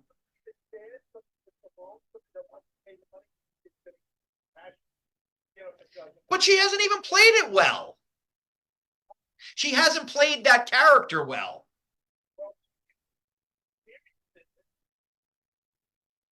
For over 10 years, somebody that's lonely, a widow or something like that, or an elderly person that doesn't know the internet or with people around to get them, that's an easy trap to follow. I go, I can take us to Europe. I support your career. Why do I have to do as you do? Why do I have to do as you do for you to want me? Well, that's a mouthful. Yeah, it certainly was. That was so much for my perfect words. Yeah, so much for your rhetoric. Yeah, I want you to want to do for me what you do so well do. It's the original version. You don't hear it very much. It was in Swedish. She goes, because I think we could do something more meaningful together before we meet, which will make it more meaningful when we meet again. I go, and investing. I know. Well, that's her. It's so bad. I go, and investing is what you think is the most meaningful thing? Can you imagine? Yeah, really. She goes, I think it is. Oh boy. I go, now I understand you. Yes. She goes, you could tell me. I go, tell you what. What have you understood? For you, action is me investing in what you want me to invest in, which is we've now had the game. We've had her confess the game. Yes. Which is what I wanted. Yeah. She laughs. She goes, you're just thinking about what I'm talking about from your point of view, but you didn't think about it from my point of view. I just want to share and help you. You can refuse, but your answer makes me feel that I've done superfluous things. Superfluous. Superfluous. So thank you. That's the word that I guess. I'm sorry to fuck you like a teenage runaway. Wow, that phrase should probably no longer be used. Probably not. That is probably a problematic phrase. That got you that picture with the little slate full of numbers in front of you. I got a comedy email for work. Oh, do this now. Don't say fuck and don't use any triggering words. And I'm just like, I don't even know. I don't. Is there anything less funny than being told don't use triggering words? What are we doing? I mean, not that I want to trigger anybody, but No. I don't even know what that means. So don't talk about rifles. What are we talking about? No. I'll explain later. Please. She continues, this is actually a matter between ordinary friends. You think it is too complicated. In my opinion, anyone who judges good or bad himself without trying is not worthy of deep friendship. I go, not at all. I'm curious though. I have told you I have made money in crypto. I have made money in stocks. Isn't it possible you need my help investing? Oh, that's a shot. Yeah, well, Because she's so full of herself about her expertise. And Yeah. you're like, well, I can show you a few things. so she likes that comment. I go, so you do not wish to be friends? She goes, I don't have any bad thoughts, but I can hear from you that I am a quote liar, fake, and so on. In fact, you can tell me your thoughts directly instead of delaying or changing the subject. Yes, you are great. Can't I share something with you? You can tell me your thoughts, or you can listen to every Tuesday. Your choice, 2 ways to find it, ladies and gentlemen. Yeah. Do you prefer on air on DavinComedy.com? Or would you rather watch us live on Facebook on Tuesdays? You know what? Ladies and gentlemen, thank you. Two great ways to meet the show. That's right. Fans, scammers, whoever. She goes, yes, you are great. Can't I share something with you? It's not that I don't want to be friends. It's that you keep rejecting me. I'm rejecting your offer to take my money.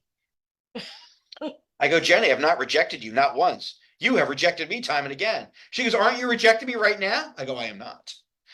Not even rejecting investing.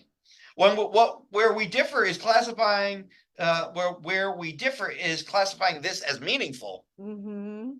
She goes, I see what you mean, Davin. All right, she knows who I am now. You think you only do this when we're together. So do you think it makes no sense to be involved in my life? I don't know what to make of this. This is a lot. Wait, can you say that sentence again? Because I can't wrap my mind around what the hell that meant. So do you think it makes no sense to be involved in my life? Maybe she thinks we should be over. Maybe she thinks I think it should be over. What was the thing right before that sentence? I see what you mean, Davin. You think you only do this when we're together. You think you only do this when we're together. Do what?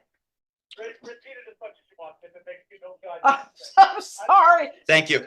I was He's like, right. I know it's a little late. I worked a full day. You know, like He's right. I have a little brain fog. I was trying to put it together. Okay, it's not just me. It's been a long day, but I highly agree. I'm like, what is this silly bitch talking about? I don't get it. I go, I classify a hug, a kiss, a look as meaningful. I want us to be involved with each other's life if it is based on mutual caring and respect. Mhm. She goes, I want you to be involved in my life, whether it's investing or life and hobbies. That's who I am. If you don't even want to be involved in my life, is everything fake? What is going on? What? You were trying to get involved in her life, and she's like putting the cold stop hand up. This would be like if I gave a shit, this would be the most maddening conversation. Oh. This is how bitches get slapped. That's triggering language. Okay, thank you. What are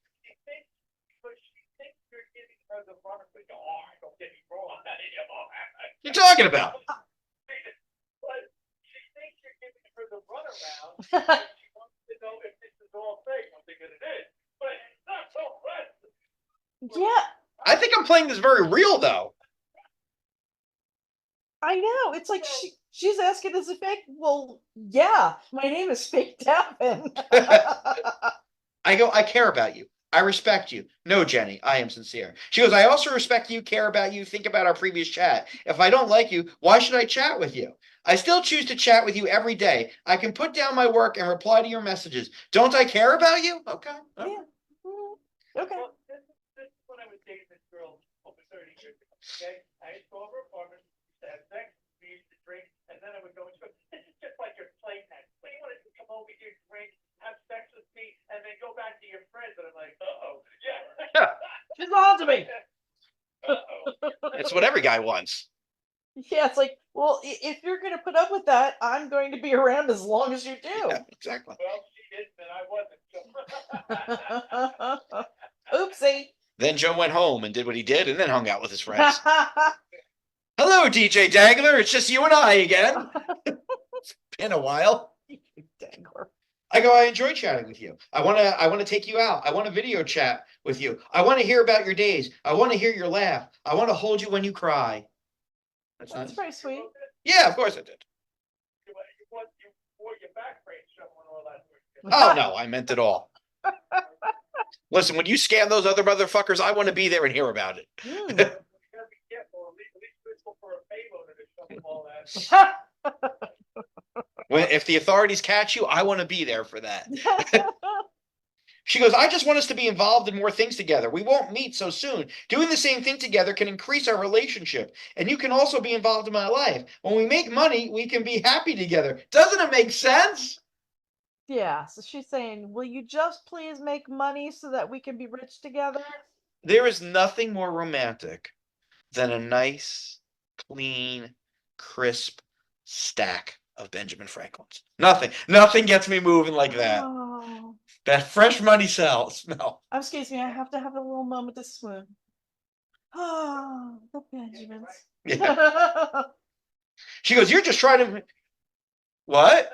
Yeah. The bank won't have money on the 15. Yeah. She goes, you're just trying to make sure I'm the person in the photo, and you're still doubting my authenticity.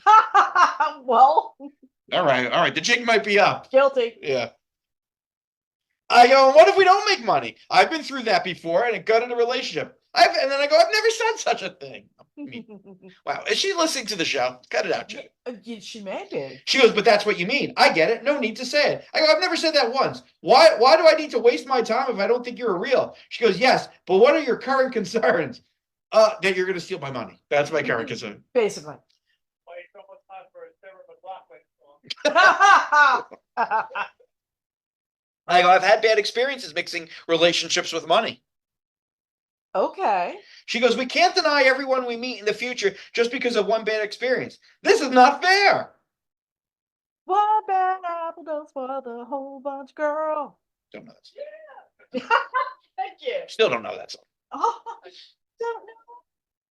I go, I've never denied you. Investing and you are separate. You deny me. I accept it. I'm not your type of relationship. Still here I am. She goes, no, investing is also a part of my life, and it's something I'm passionate about.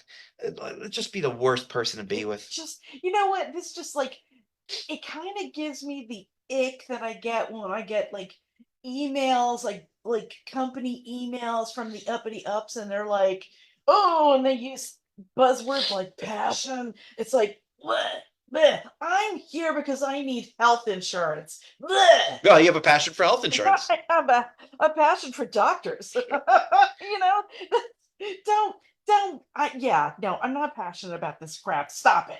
I go, I love your passion. I'm passionate about comedy. I don't hold against you that you will not write jokes with me.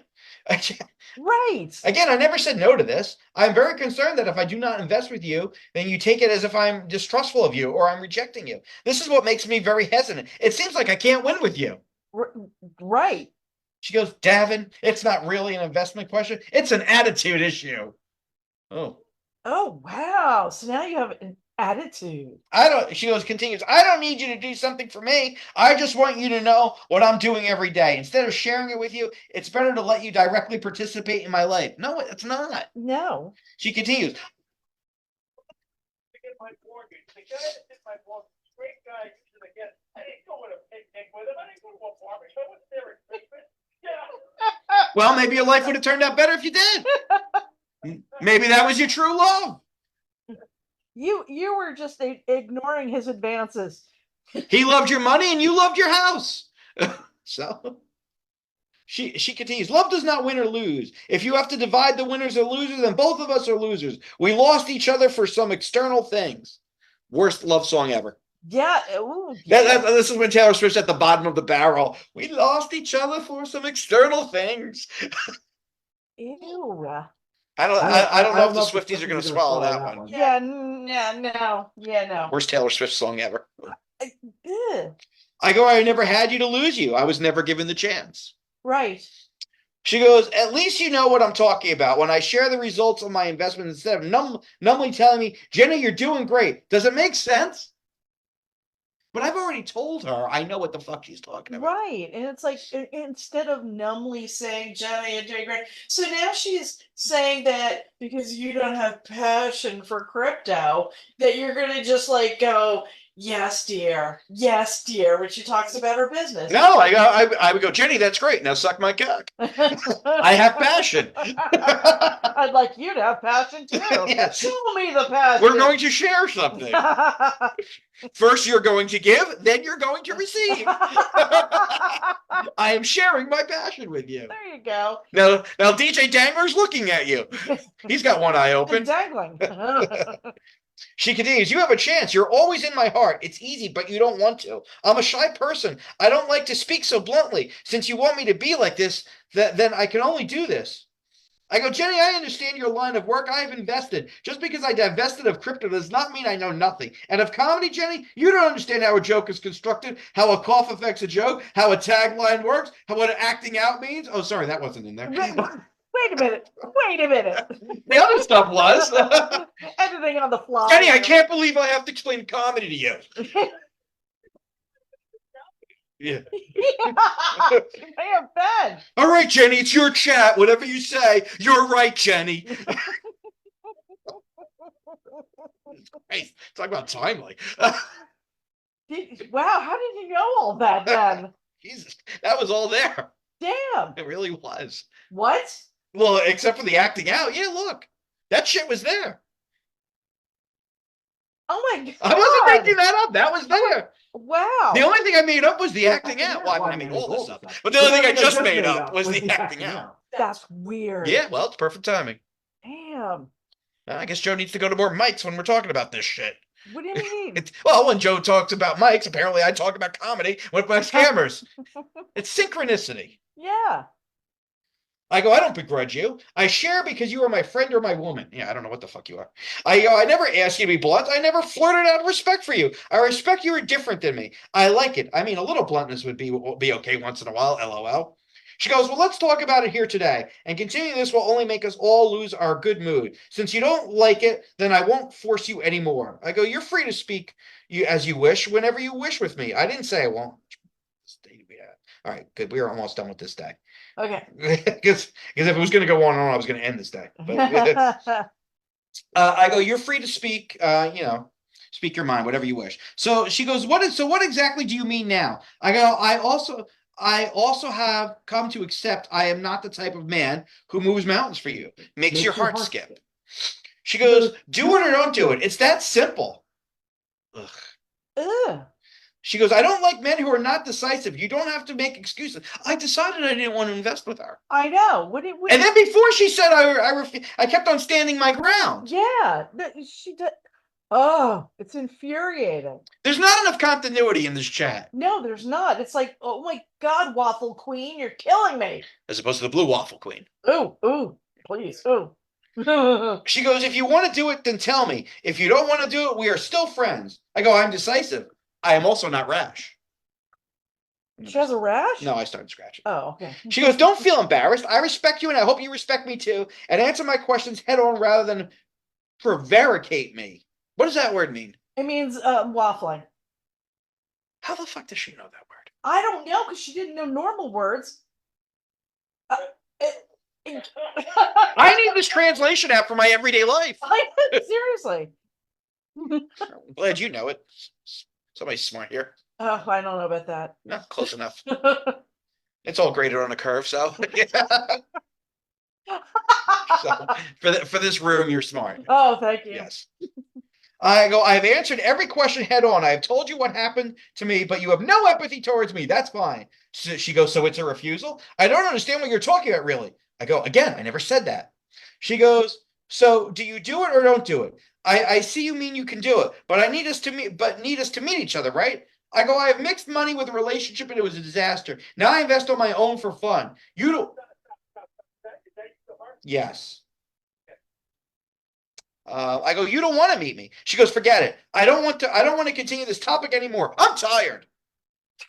I go, I'm trying to explain my hesitancy, and that has nothing to do with you. You want me to get over a severe trauma tonight on your demand. That's not exactly being an understanding friend. That's true. It is true. Yeah, well, I mean, that's kind of like when somebody has some kind of trauma, just going, oh, get over it. That's really helpful. So that's that. What do we think of that, kids? She's infuriating.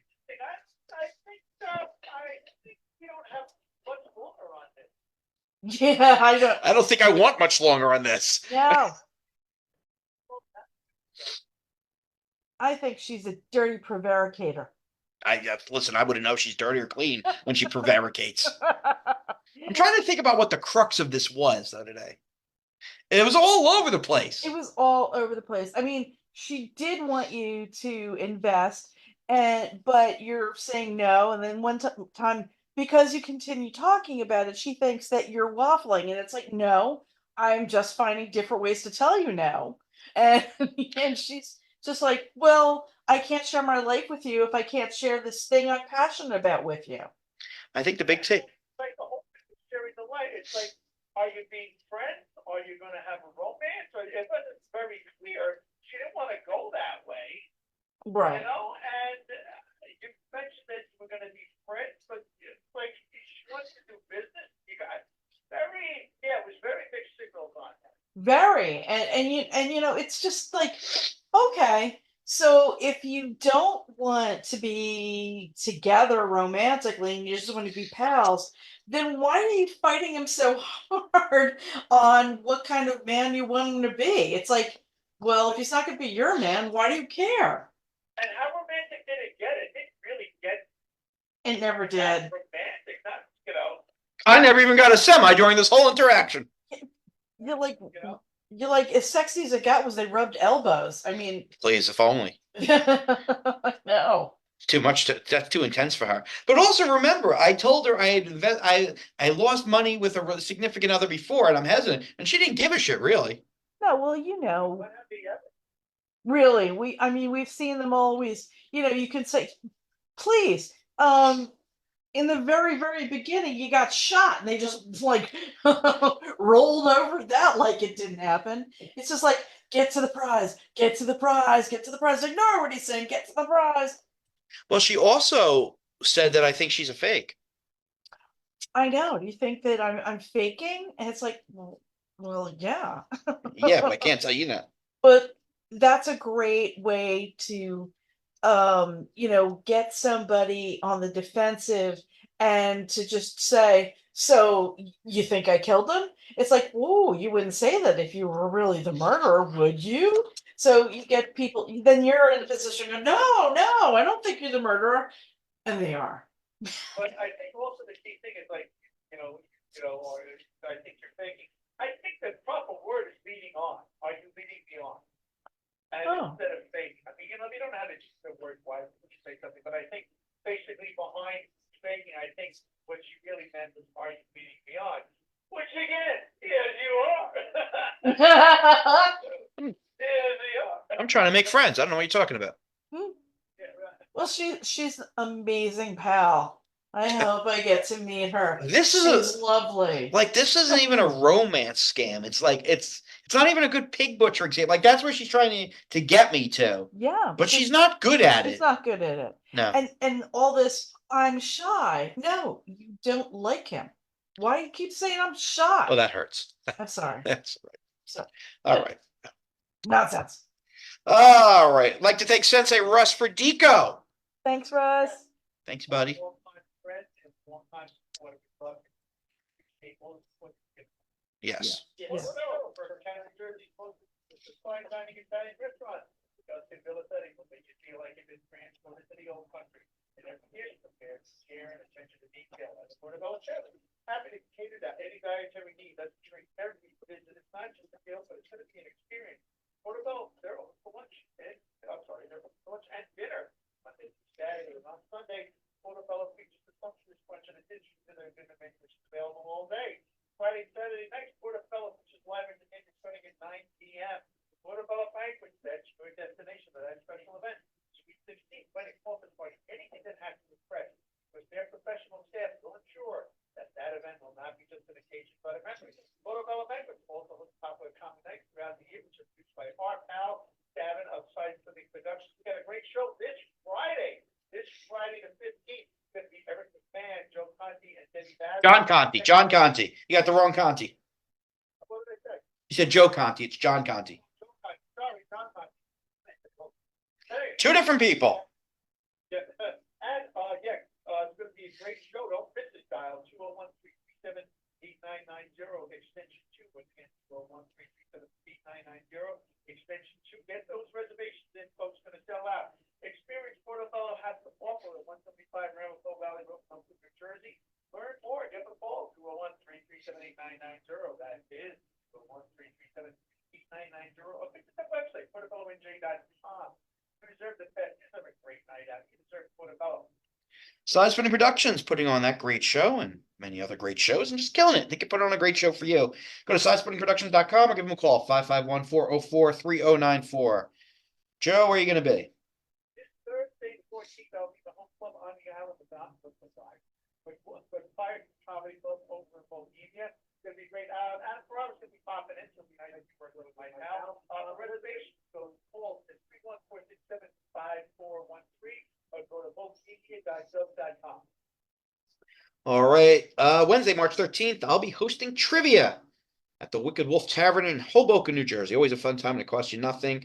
Friday, March 15th, as Joe said, Portobello Banquets. That's I'm hearing that show's already sold out. I got to find out about that. One of the comics called me up. Someone wanted to make reservations. They said it's sold out. I'm like, all right, let me see if I can get them in. Wow, nice. So yeah, so that might be sold out, but I don't know. Still trying to get tickets.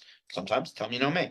And March 15th, I will be in Dunmore, PA at the Scranton Comedy Club. First time I'm there. Looking forward to working there. Heard good things. Numbers 570-357-2693. 570-357-2693. On the break, we have new music from Alan James with Digital Woman and James Hamer with Superman's Rocket. You can learn more about both them at deucemusic.com. We'll come back. School of Fools. You'll never guess what these crazy kids put in their mouth. My God. What now? No. 7 minutes. Okay.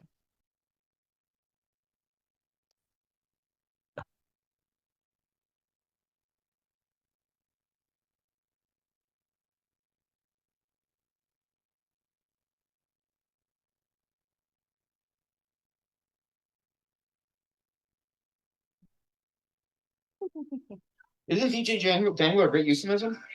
I love that. That's a guy's name. Their stage name anyway. I don't know. Crazy. Not my friend. Sean's friend.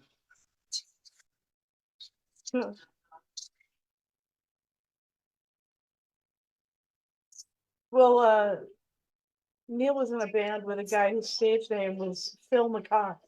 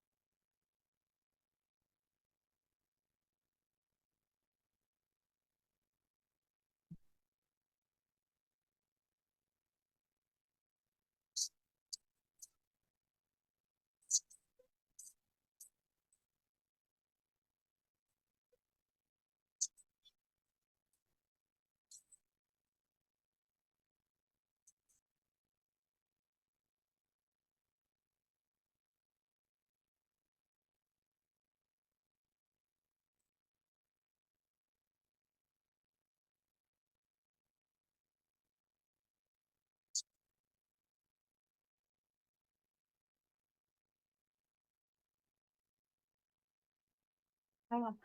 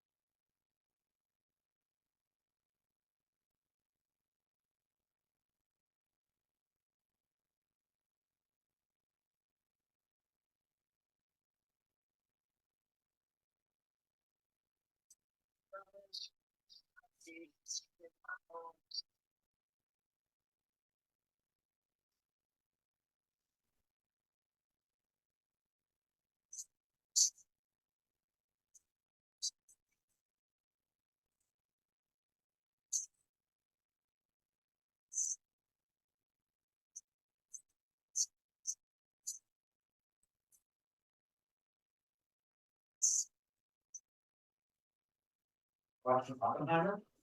No, I haven't. Been. No, they're watching it. Oh, they're watching it. I go, Oh, any good? My wife goes, nope. really? So like an hour in. It's like nope. Oh my I god. laugh, like, this thing just like, it's at the Oscars. I was really curious about it. I wanted to go see it in the movies, but I wasn't sure that Neil would go. And It's I a was like, 3-hour movie. I can say the Barbie movie was excellent. I didn't see that one either. I watched that on the flight. It was good. I enjoyed it. Yeah, I mean, it's gotten really good word of mouth. What's her name? Margot. The blonde Margot. Oh, Like she was born to play Barbie. yeah, yeah, She looks like a Barbie. she does. She's a good actress too. Yeah, And Ryan Gosling was excellent on it. yeah. That I could see that. I think he's a really good actor. It's fun.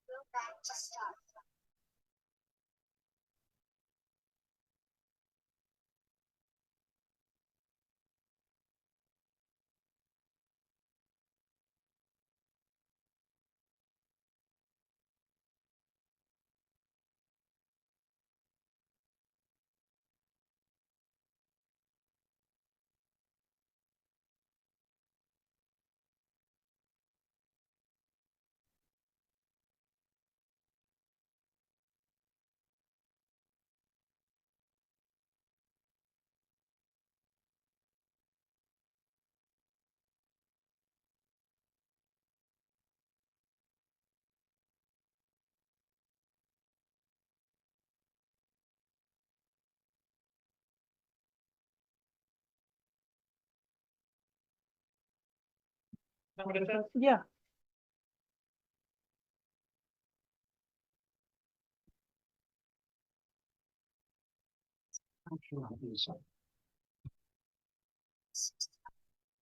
What's that? What?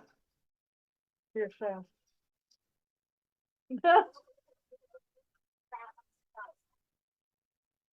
What was that person just saying? What? What was that person just saying? Oh, Not a big folk song, huh? except I hate club songs. Yeah, they're one of the ones who. I'm one of the ones.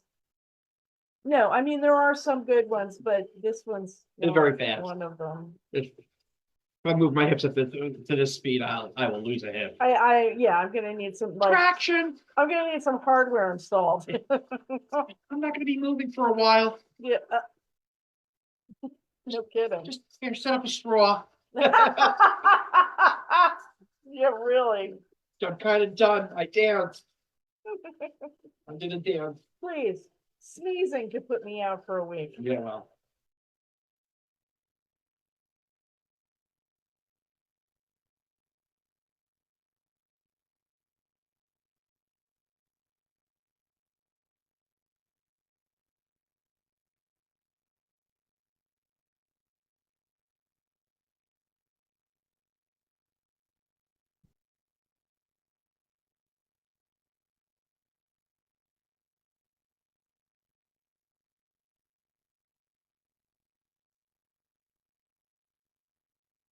All right, you ready?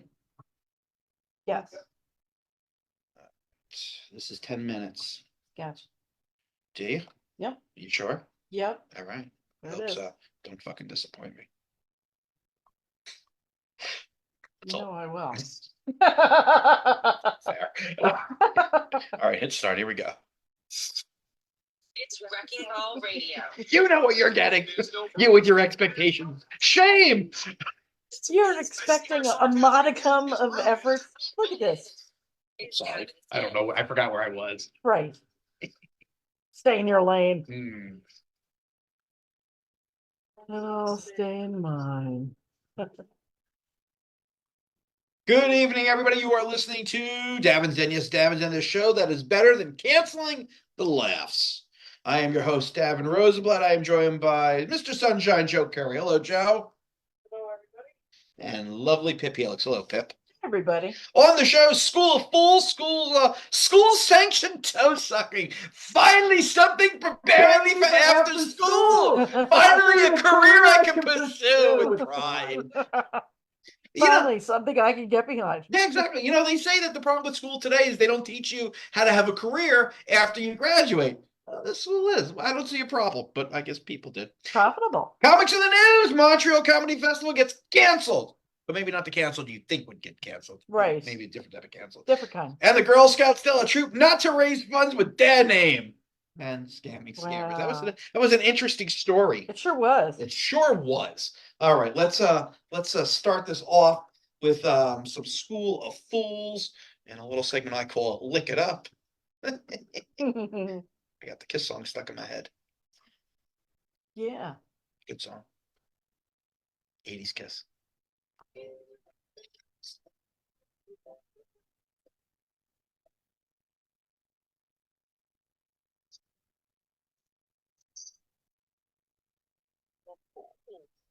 And Oklahoma High School has apologized for hosting a toe-looking challenge at a student fundraising event. Show Deer Creek High School in Edmond has admitted it failed to uphold the dignity of our students over the competition. Actually, they said over the grotesque competition. Oh. Those feet were unshaved. No, unclipped. Were they unwashed? Maybe, I don't know. Outrageous videos of 9th through 12th grader students licking other people's bare feet, and the ticketed event called Clash of the Classes quickly went viral online. Through this specific game, we failed to uphold the dignity of our students and the proud image of our community. Not so proud anymore, are you? Get away with me with that breath. You smell like feet, boy. We have a responsibility to protect our antlers. Well, I think it was our toes. I think that's what they're called. Their antlers, the Oklahoma, I don't know. And showcase them in a positive light. In regards to this one particular activity, we fell short for that. We greatly apologize. So people on TikTok were not pleased. Why is Oklahoma school so full of perverts? I mean, come on. What in the world is this? Talk about fundraising. My oldest daughter went to school there for a minute. What is this? It's still looking stupid. Yep. Have you not seen this ever before? The event raised money for Not Your Average Joe Coffee. I knew Stupid would be involved with this somehow. Look what he's trying to do. He makes these poor kids lick toes. Just look, he's drinking some coffee right now. That's what he does. That's ill-gotten coffee that he's drinking. I hope there are toes that were dipped in that coffee, which employs people with intellectual, developmental, and physical disabilities. It's all about him. It's all about Joe. So, like, if you have disabilities, they hire you. Right. So that's what this coffee shop is. They were raising money for it. Oh, okay. That's very nice. Let me ask you a question. At the school event, were all these people there that were each other's feet, were they the ones that had disabilities as well? Or was it fundraising for that? Are you asking me to see if you can participate? I probably did there. Maybe want to try to answer the question. So I did say. Well, all right. So his disability isn't too bad. No, they're raising money for the people for that coffee shop. These are kids that don't have any disabilities that we know of, except maybe trench foot. No. They're little perverted do-gooders. They had to, so students had to pay to attend the assembly, and freshmen through seniors volunteered to participate in a series of class competitions. The school district also said it's taking steps to ensure that this foot-licking contest is not repeated, and that all fundraising activities are carried out with the pride and respect worthy of our students and staff and community. With close-ups. But yeah, I gotta be honest, I don't know these kids or this community and staff. Maybe this is the respect they deserve. Who are we to say that they deserve more? Maybe that's what they were aiming for. Right. Maybe they got exactly what they wanted. We strive to offer a positive experience for both our students and the charity that our annual fundraising efforts support. I mean, nobody was complaining that actually did it. Really? The five cases of absentee pump was reported. I hate an itchy tongue. The district pointed out that fundraising week, which the event was part of, raised $152,830.38 for local charities. That is amazing. That's crazy good. But not your average Joe was bombarded with protesters, harassing phone calls, and angry reviews. Oh, So this went viral. People were outraged. That's the gist of it. So in retrospect, forward spect, perhaps not the best idea for fundraising. it was just funny. It was, So you don't have a problem with this?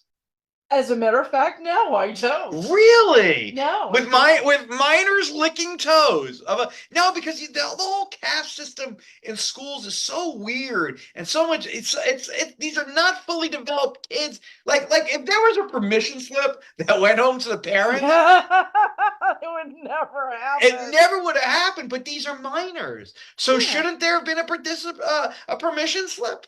I kind of think yes. You know what? It's people making something that's just like funny into something perverted. But it is perverted. I mean, I'm not want to say perverted, but it is sexual. I mean, people have foot fetishes. It's a sexualized thing. I'm sure that they were there at the event. Yeah, sure. They should have stopped. No, it wasn't to be stopped. It was encouraged. This was part of the competition. It wasn't like all of a sudden, like a bunch of kids go, "All right, time to lick feet," and the teacher's like, "No, this was part of the competition." But it was voluntary. It right? was, but they're minors. You know, I could bang a freshman in high school if she says yes, but the law No, you says, can't. but the law says she can't say yes. Yeah, but this is not actually sexual activity. How do you know? It's sexual activity for some people. Some people. But it is sanitary activity. Well, I don't perhaps they were meant to wash their feet first, and then they go and do this silly activity. It's demeaning, and the worst part is people are videoing this, and this is going viral. That's the worst part. I just thought it was funny. No, well, you don't. You would want your kid. You would be okay if you had a kid and you saw this video and you knew Yeah. nothing about it. Yeah. Well, not if I knew nothing. No, the about parents didn't it. know anything about it. Oh, I see what you mean. No, I mean, like, if my kid, told me this is what we're going to do, or this is what we did, and they showed me kissing or licking a toe, big deal. I really don't see it as a problem. Really, I really don't. I think you're in the vast minority. I These are guess I am. these are children. Yeah, but they're high school kids. High school can be 12 and 13. Yeah, I know. So I mean, I would think it was funny, and if it was like, How is it 6 or funny? Where is the 7-year-olds. fun? And the funny part is that it's the meaning. It's otherwise there's nothing funny about it. Unless the contest and you lost, and you had a well, I know, no offense. That might be the meaning, but we have the video. not for a result, for a radio show, but Yeah, Maybe this is why I don't find it so upsetting. I think that's what it is. It might be. I think because you had to do it, but you were a grown woman. You were an Yeah. adult. I know, but it's the whole thing is it was voluntary for the kids too. Now, if it was peer pressure and they were made to do I it, have to sign a permission slip for my kid to take a field trip to the dump. I have to sign a field. You mean I don't have to sign a permission slip for somebody to jam a toe in my kid's mouth? Excuse me. I'm paying, I'm the one who's paying for the dental here. it's not they were like shoving feet into their mouths. Obviously, the foot was there and the kids did what they wanted. None of that makes it better. Kids will always do what they want. That's why we hose them down. I mean, Jesus Christ. That's why there's chaperones at high school dances, because kids will be kids. Yes, and that's a bad idea. Kids being kids make more kids. Well, you know what? Thank goodness that they didn't go to your health ed class, because people don't make other kids by toes. Toes don't have anything to do with it. Toes lead to licking other things, and I stand by that. All right. Come back. you're precious. Come back. Montreal Comedy Festival. No more. There's no way you would let your can't do that. I would. I would. Well, that's though. why you're not allowed to have children. That's why they had me sterilized because they knew Ugh, that such things might happen. You are fucking despicable. You are just a despicable. I was gonna say. Hey, play it down and send replay 2011. Yeah, no, that's got to be what it is. The fact that she did it, you know. I'm not a she's- hypocrite. But you're not a child, although Wait a minute. We can debate that. we might have to. I'd be fucking furious. Be furious. Really? Yes. Oh my. Yes, because there is the peer pressure to do it because the kids want to participate and raise money. So you can, I mean, it's just like you can easily pressure a kid at that age. All right. This one is 9 minutes. Okay. Come here, you bugger.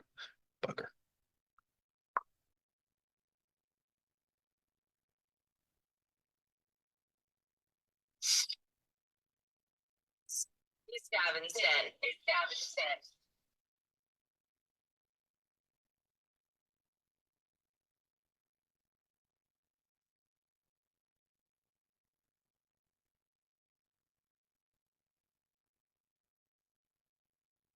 All right. Thanks for hanging with us. We'll do some comics in the news. Not in the nude. Oh, rats. Comics in the nude. Love comics in the nude. Sitting around writing jokes. My Depends favorite. on who it is. Depends on who it is. And now it's time for comics in the news. Does sound like nude.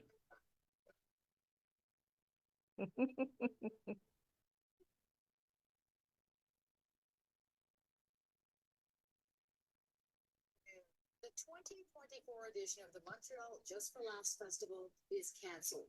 The group Just pour Rire announced today it is seeking creditor protection and will have to restructure the company. Max The Hedrick. Bar Festival has been Just having a around stroke. since 1983. Kelly Gregg has more on what that means for the future. For 41 years, the Just for Laughs Festival put Montreal on the map. I enjoy a cigarette, but holy jeez, you're smoking Quebec like it's a cure for cancer.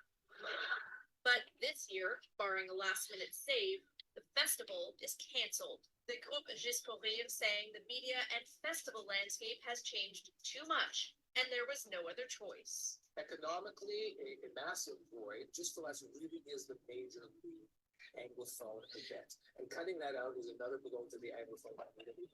In 2001, CFCF went behind the scenes at JFL headquarters as it juggled the festival, television specials, and tours. The exposures helped immeasurably. It drew hundreds of thousands of tourists, showcasing big names,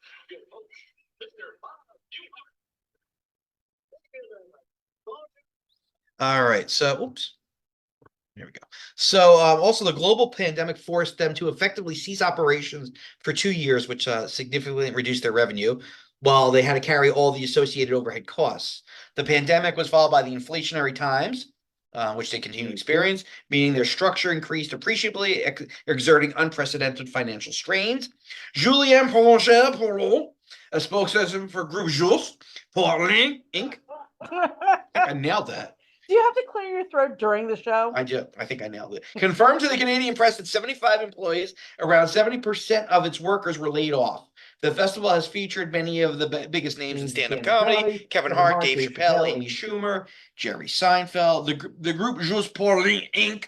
says during the restructuring process, it plans to maintain operations, albeit in a scaled-down format, as it considers looking for investors or selling parts of the business. So this was my blog, and got a lot of traction. A lot of people read it because I was writing about what this says about the future of live stand-up comedy.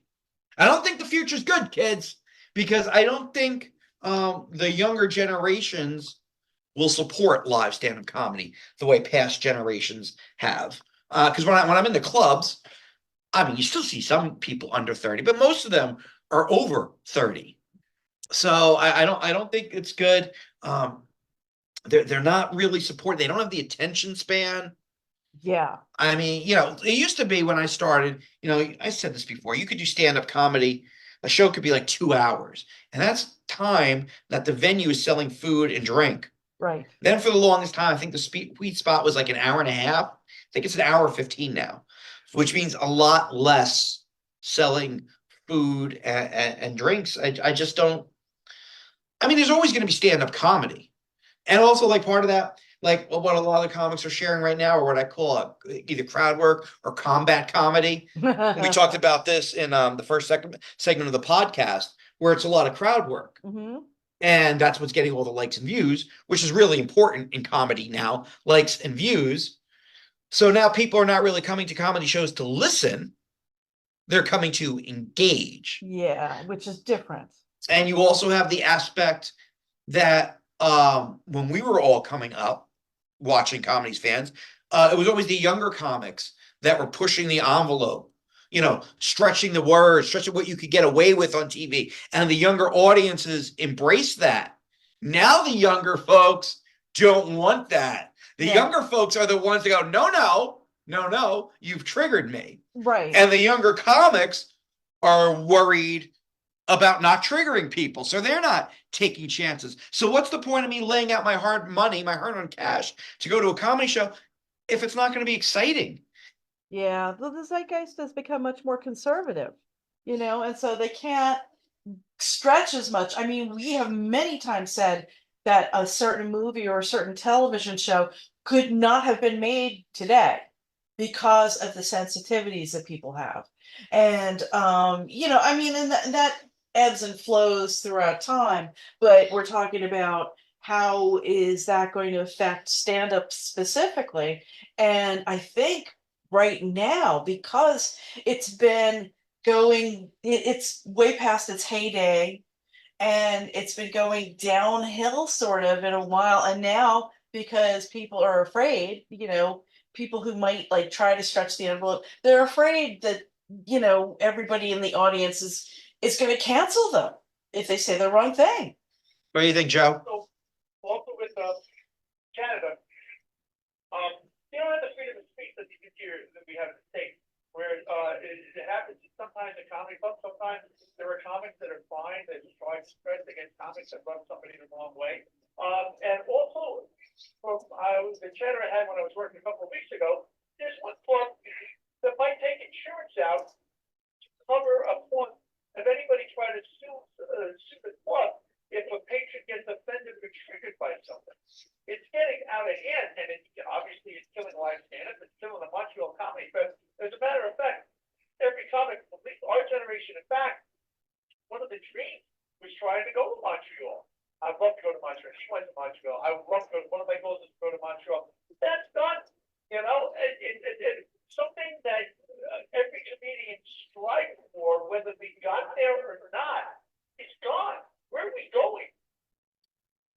And that's really an interesting thing that you brought up about a venue considering taking out insurance against people being so upset by what they see at a comedy show that they would sue.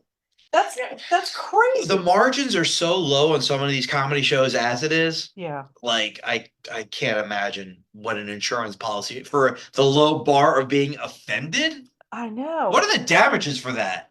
Like really? I had a good cry. I lost fluids from my eyeballs. Yeah, well, If the same something interact generalized, blah blah blah blah, and somebody got triggered, it gets in front of a court, and it's like, no, there's another 150 people that aren't triggered. But if a comic was doing crowd work, was playing into somebody, and he got offended by that would be intense. Which is interesting because all these comics are doing crowd work now, so let's see how this works out. Yeah. Well, I don't think the crowd work is the issue in this case.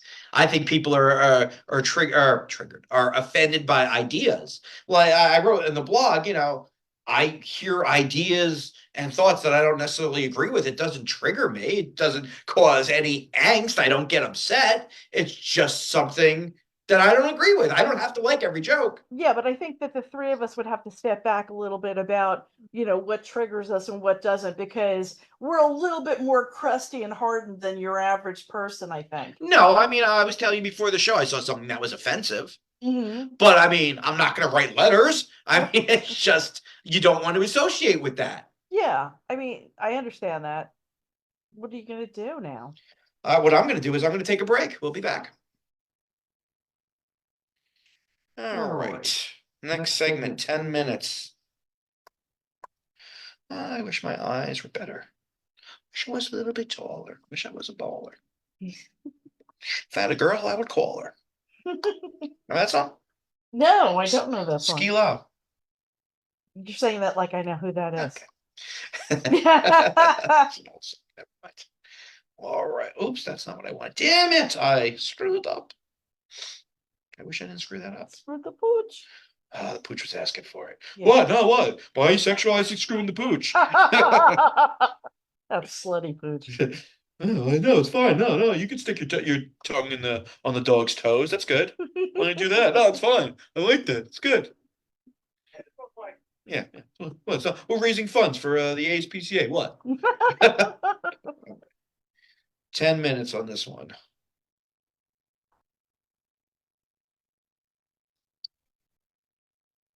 It's Davin said. It's Davin said.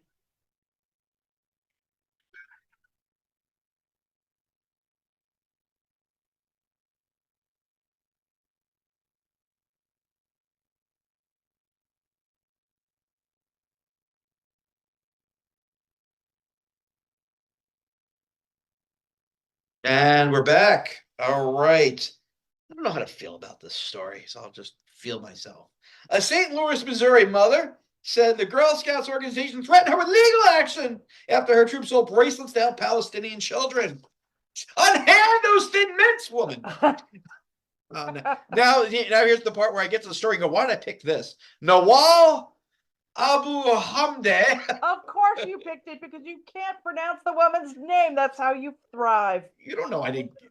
Yeah, that was good. Said her daughter's troop decided to make bracelets and donate the money rather than participate in the annual cookie sale. Abu Hamdeh, who is Palestinian, has led her troops' cookie fundraising ever since 2019. But because of the Israel-Hamas war, she said the troop did not have the energy to be able to sell cookies to a community, especially at a time of crisis. It's hard to stand behind a table at a shop, right?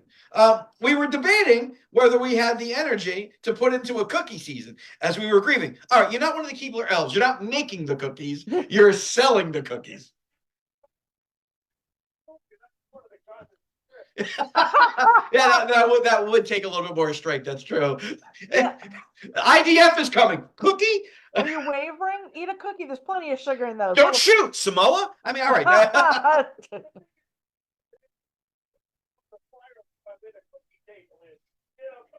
You're blocking the table, lady. Oh, sorry. And not only that, but also our community was grieving. The 8-member troop, which includes girls from India, Pakistani,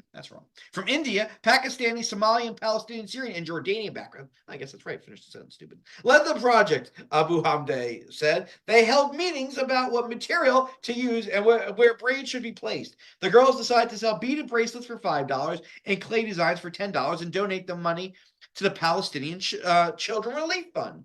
The troop set up a pre-order to gauge interest from the community, and after receiving more than 100 pre-orders, the troop posted about the bracelets on social media.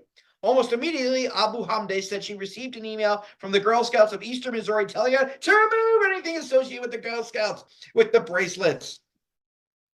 It felt very cold and just full of reprimand and demand. Well, it was.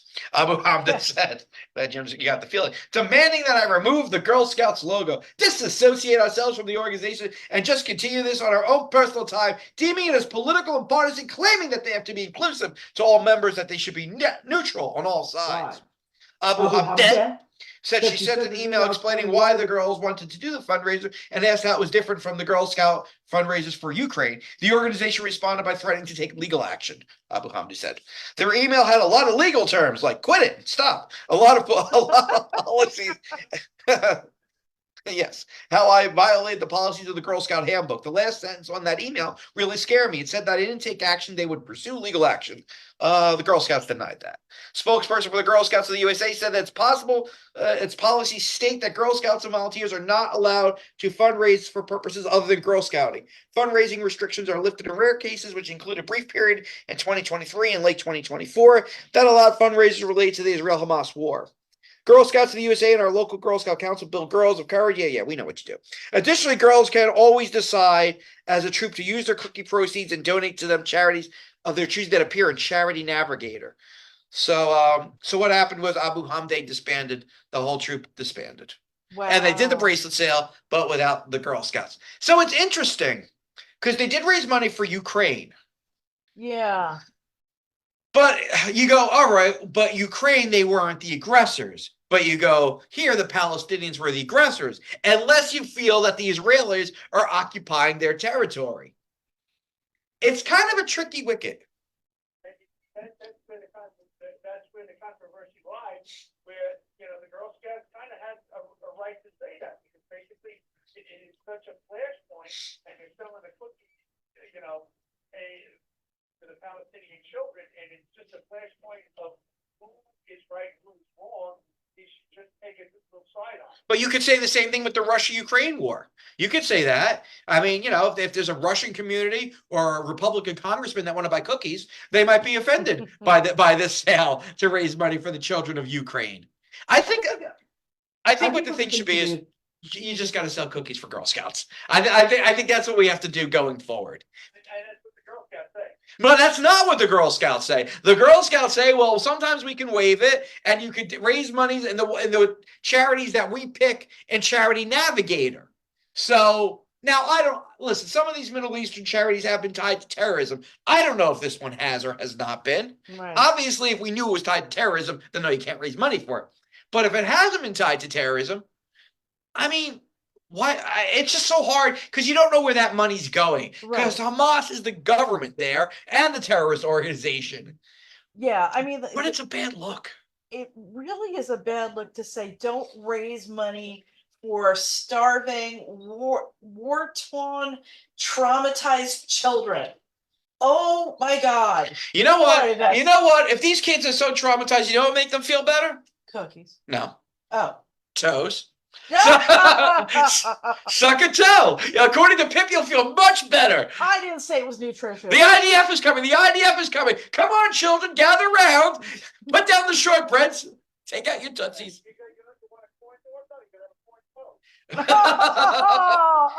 God. Why does that toe have corns? I don't remember eating corns. I just think I think they probably should have let them just sell the bracelets. Well, I mean, you brought up a part that I didn't really think about initially, was that part of the problem that the Girl Scouts organization was having, that they want people to fundraise for approved lists of vetted charities. And you have to do that because you don't want the fundraiser for Steve around the corner who has a meth problem. Right. You have to do that. Yeah, and please, that's what we do on the show, is we talk about scammers. There are scammers, and there's a particularly odious jingle that you hear on the radio.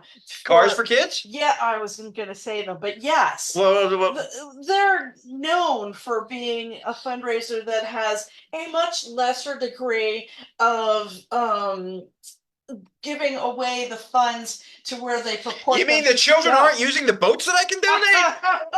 Oy vey. Joseph, how dare you? Don't be anti-Semitic.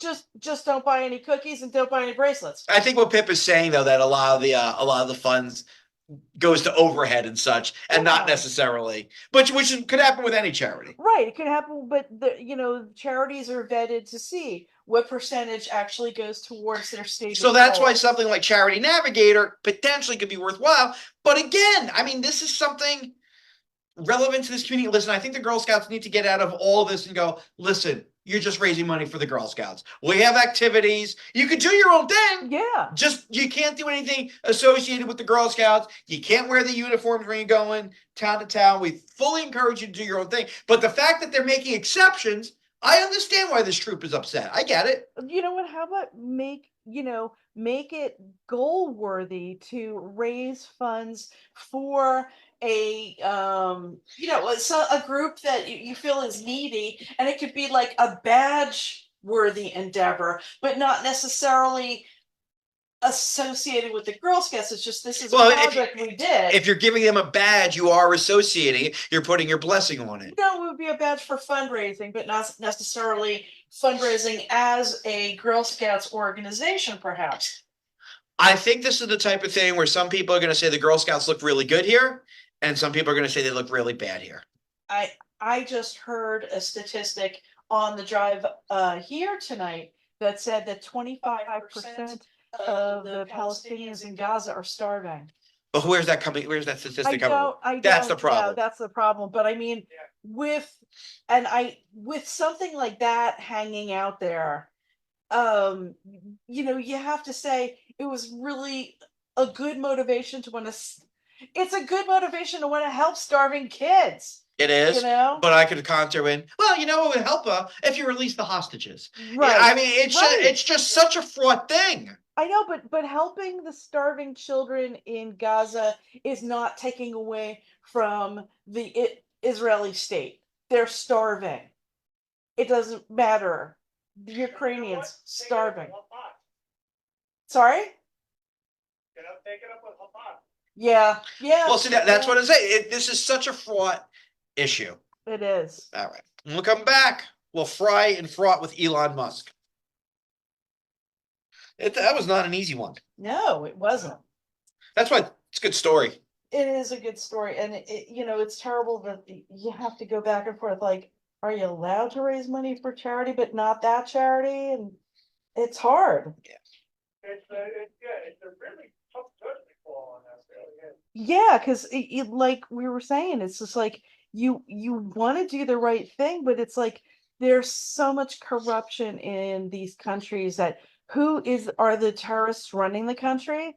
Are things for fundraising for humanitarian issues? Are they being funneled to the terrorists? You bring up a good point. It's the humanitarian aid, but it sure is. Humanitarian aid in. All right. You guys want to start? You want to get the show? Should we finish up? We should finish. All right, let's finish. I mean, we could do another 45 minutes on that topic. We could. But we're not going to. Gotta go steady. Yes. Let's do that. This is 10 minutes and 50 seconds. This is Davin's Den.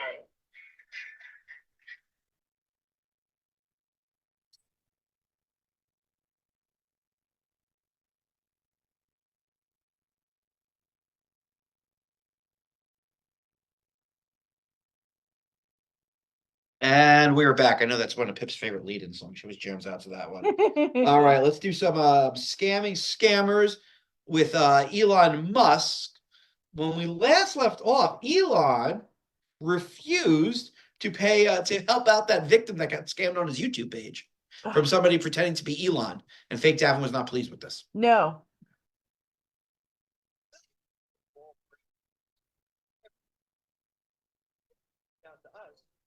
We scam the bag. So join us for Davin Den Scams the Scammers. We'll continue with May 15th of 2023. He asked me, are you really that busy? I go, of course, aren't you? I see you were doubting me. We can add that to your list, to your insults of me. Every time I think maybe I will give you a shot, you remind me why I keep my money away from you. Ooh. He goes, well, it's not like that. I mean, I'm always busy, but I still create time to message you and others.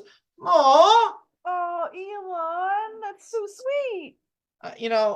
If we were together right now, I would give him a box of those heart candies that have little messages on them. Oh, yeah, that would be really nice. And he deserves every one. Elon's got me all in the feels. He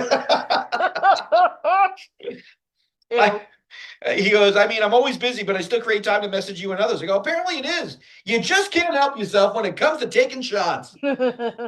He goes, I'm sorry if it seems like I'm insulting you. He goes, I'm real sorry. I go, it's what you do. I'm too busy to fight with you, Elon. Have a nice evening. Oh, so you're just saying that he gratuitously insults you? Yes. Who would do something like that? I don't know. I don't know. He goes, I'm not trying to have a fight with you, sir. Just conversation that involves business. Do you know Jenny? Yeah, you two should really meet. I go, yes. And you wondered if I am busy. Like I would lie about such a thing. I would. He goes, well, I'm sorry about that. I go, you're sorry a lot. Are there any more insults this evening or may I go? Oh, What? wow, that was a nice line. Thank you. He goes, I'm sorry. Good night, Elon. Oh, He goes, I guess I lost. Yes, you did. yes, and now you two are gonna go to bed angry. We're going to go to bed angry. But the funny thing is, I guess I lost. About everything he's busy with. You know, I guess it's all for naught. I know this one Fishnukita investor. Was that Yiddish or was that Yiddish to Jace? That was Yiddish for days. That was Yiddish to Jace. Yeah, and he, you know, Verschnuckena. It sounds like it should be Yiddish. it does. That's why I invented it. Absolutely. But the thing is that I'm here's going to this use guy- that. I'm going to use that amongst fellow Jews and see what they respond. Yeah, it's like they go, "You got that from a shiksa, didn't you?" But the thing is that they're saying that I'm sorry, I had just had a brain All train right. wreck. Pip had Never a mind. senior moment. We'll go on. I'm Fishnukita. You Verschnuckena, you brain. It's a little too true. So 7:51 a.m. the next day. Good morning, he says. Then 9:31. How are you doing today? I'm fine. I go, how do you intend to ruin today, Elon? Oh, damn! How do you intend to ruin today? I gotta write that down. I gotta use that on people. Oh, how do You like that intend to- Verschnuckena phrase? Oh, I love that Fishnukita phrase. How do you intend to ruin today? It sounds like it should be Yiddish. It did feel like it was, but I mean, I don't know. It came from some, ancestor in my Okay. head. He goes, sorry. Hope I didn't offend you this morning. I go, you can be quite insulting. Not sure if I really want to be in business with someone like that. My job is one where I make people happy. You seem to make people like me. You seem to like to make me unhappy. Don't really know if you fit into my lifestyle. I go, you did not offend me this morning, though. If history is an indicator, you will at some point today. I am a Mr. Pissy Pants. I'll say you. Well, as Joe would say, you're a federal case. Well, I have a right to be. Yeah. So he responds at 11:53 a.m. He goes, well, I assure you, when you start making money, you will definitely be happy, sir. And that's why I'm here. I go, you're here to get money to reinvest in your companies. Yeah. He goes, well, to be sincere, I won't lie to you, but you will still be making your profit, sir. I go, I understand, but let's not pretend altruism is why you're here. Certainly not. He goes, well, I'm truly concerned for the well-being of humanity. That's why I have Mars Project. You don't believe me? Go, nope. I think you have interest in certain things, but I think you are here for money. He goes, in other words, what are you trying to say? Exactly what I wrote. Yeah. I think that's kind of clear. Can I be more clear? Yeah. I Chandler Binged it. Yeah.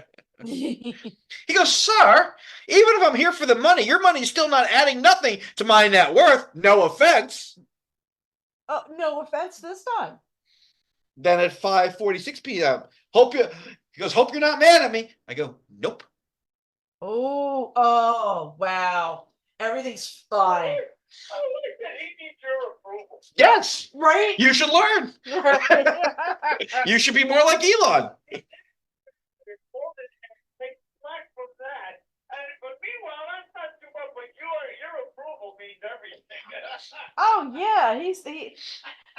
He's just laughing at his feet. He's my lapdog billionaire. Thank goodness he didn't lick it. You heard of Slumdog Millionaire? This is Lapdog Billionaire. Lapdog billionaire. Nice. He goes, so what's wrong now? I go, heading into a meeting. He goes, okay. So how's it going to be from here on out? You still want to invest? Not sure. He goes, why not? Listening to other offers, to be honest.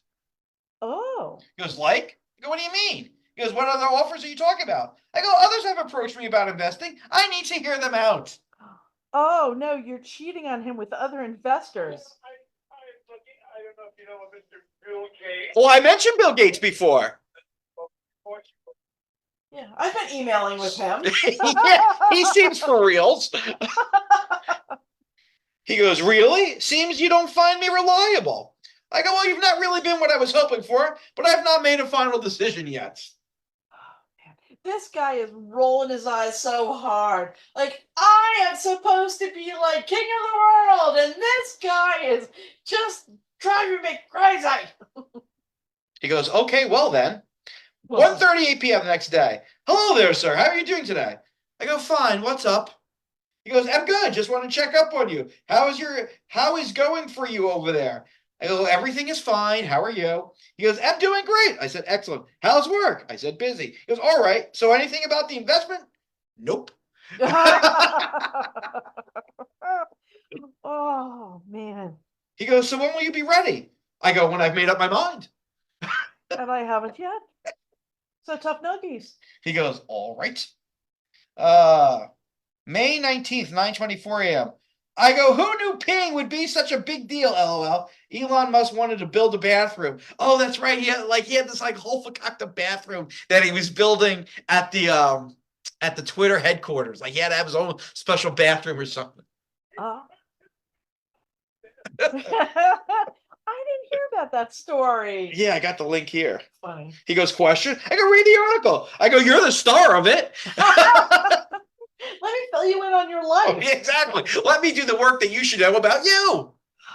He goes, I know about that, about it, sir. I go, it's wild. You need a pee jar in your office. Apparently, he needed a pee jar in his office. What?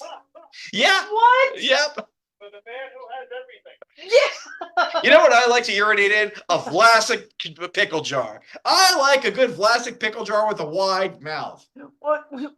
Wow, that's impressive. Wouldn't a Snapple bottle do? Excuse me? Situation? For this billionaire, I think not. How dare you? I'm sorry. We have to step it up for him. Yes. I go, you need a pee jar in your office. He goes, well, I'm doing my bodyguard a favor, you know. I go, I know. Drink less coffee or maybe an adult diaper, LOL. Oh my God. Can you imagine having this conversation with the real Elon Musk? No. I can. No. I can. He laughs. She goes, so how you doing today, sir? I go, I'm fine. How are you? He goes, I'm good. Still waiting on you. I go, okay. He goes, so have you made up your mind yet? No. He goes, okay, when? I go, when it's right.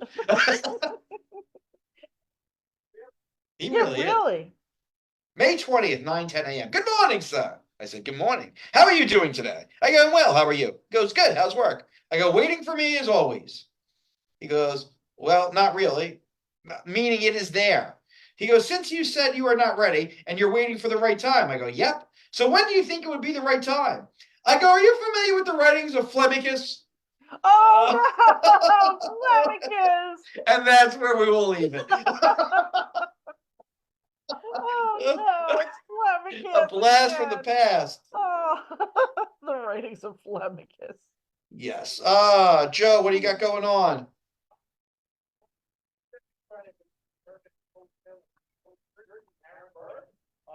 Call 1-877-BIN for reservation, and we'll see you there. All right.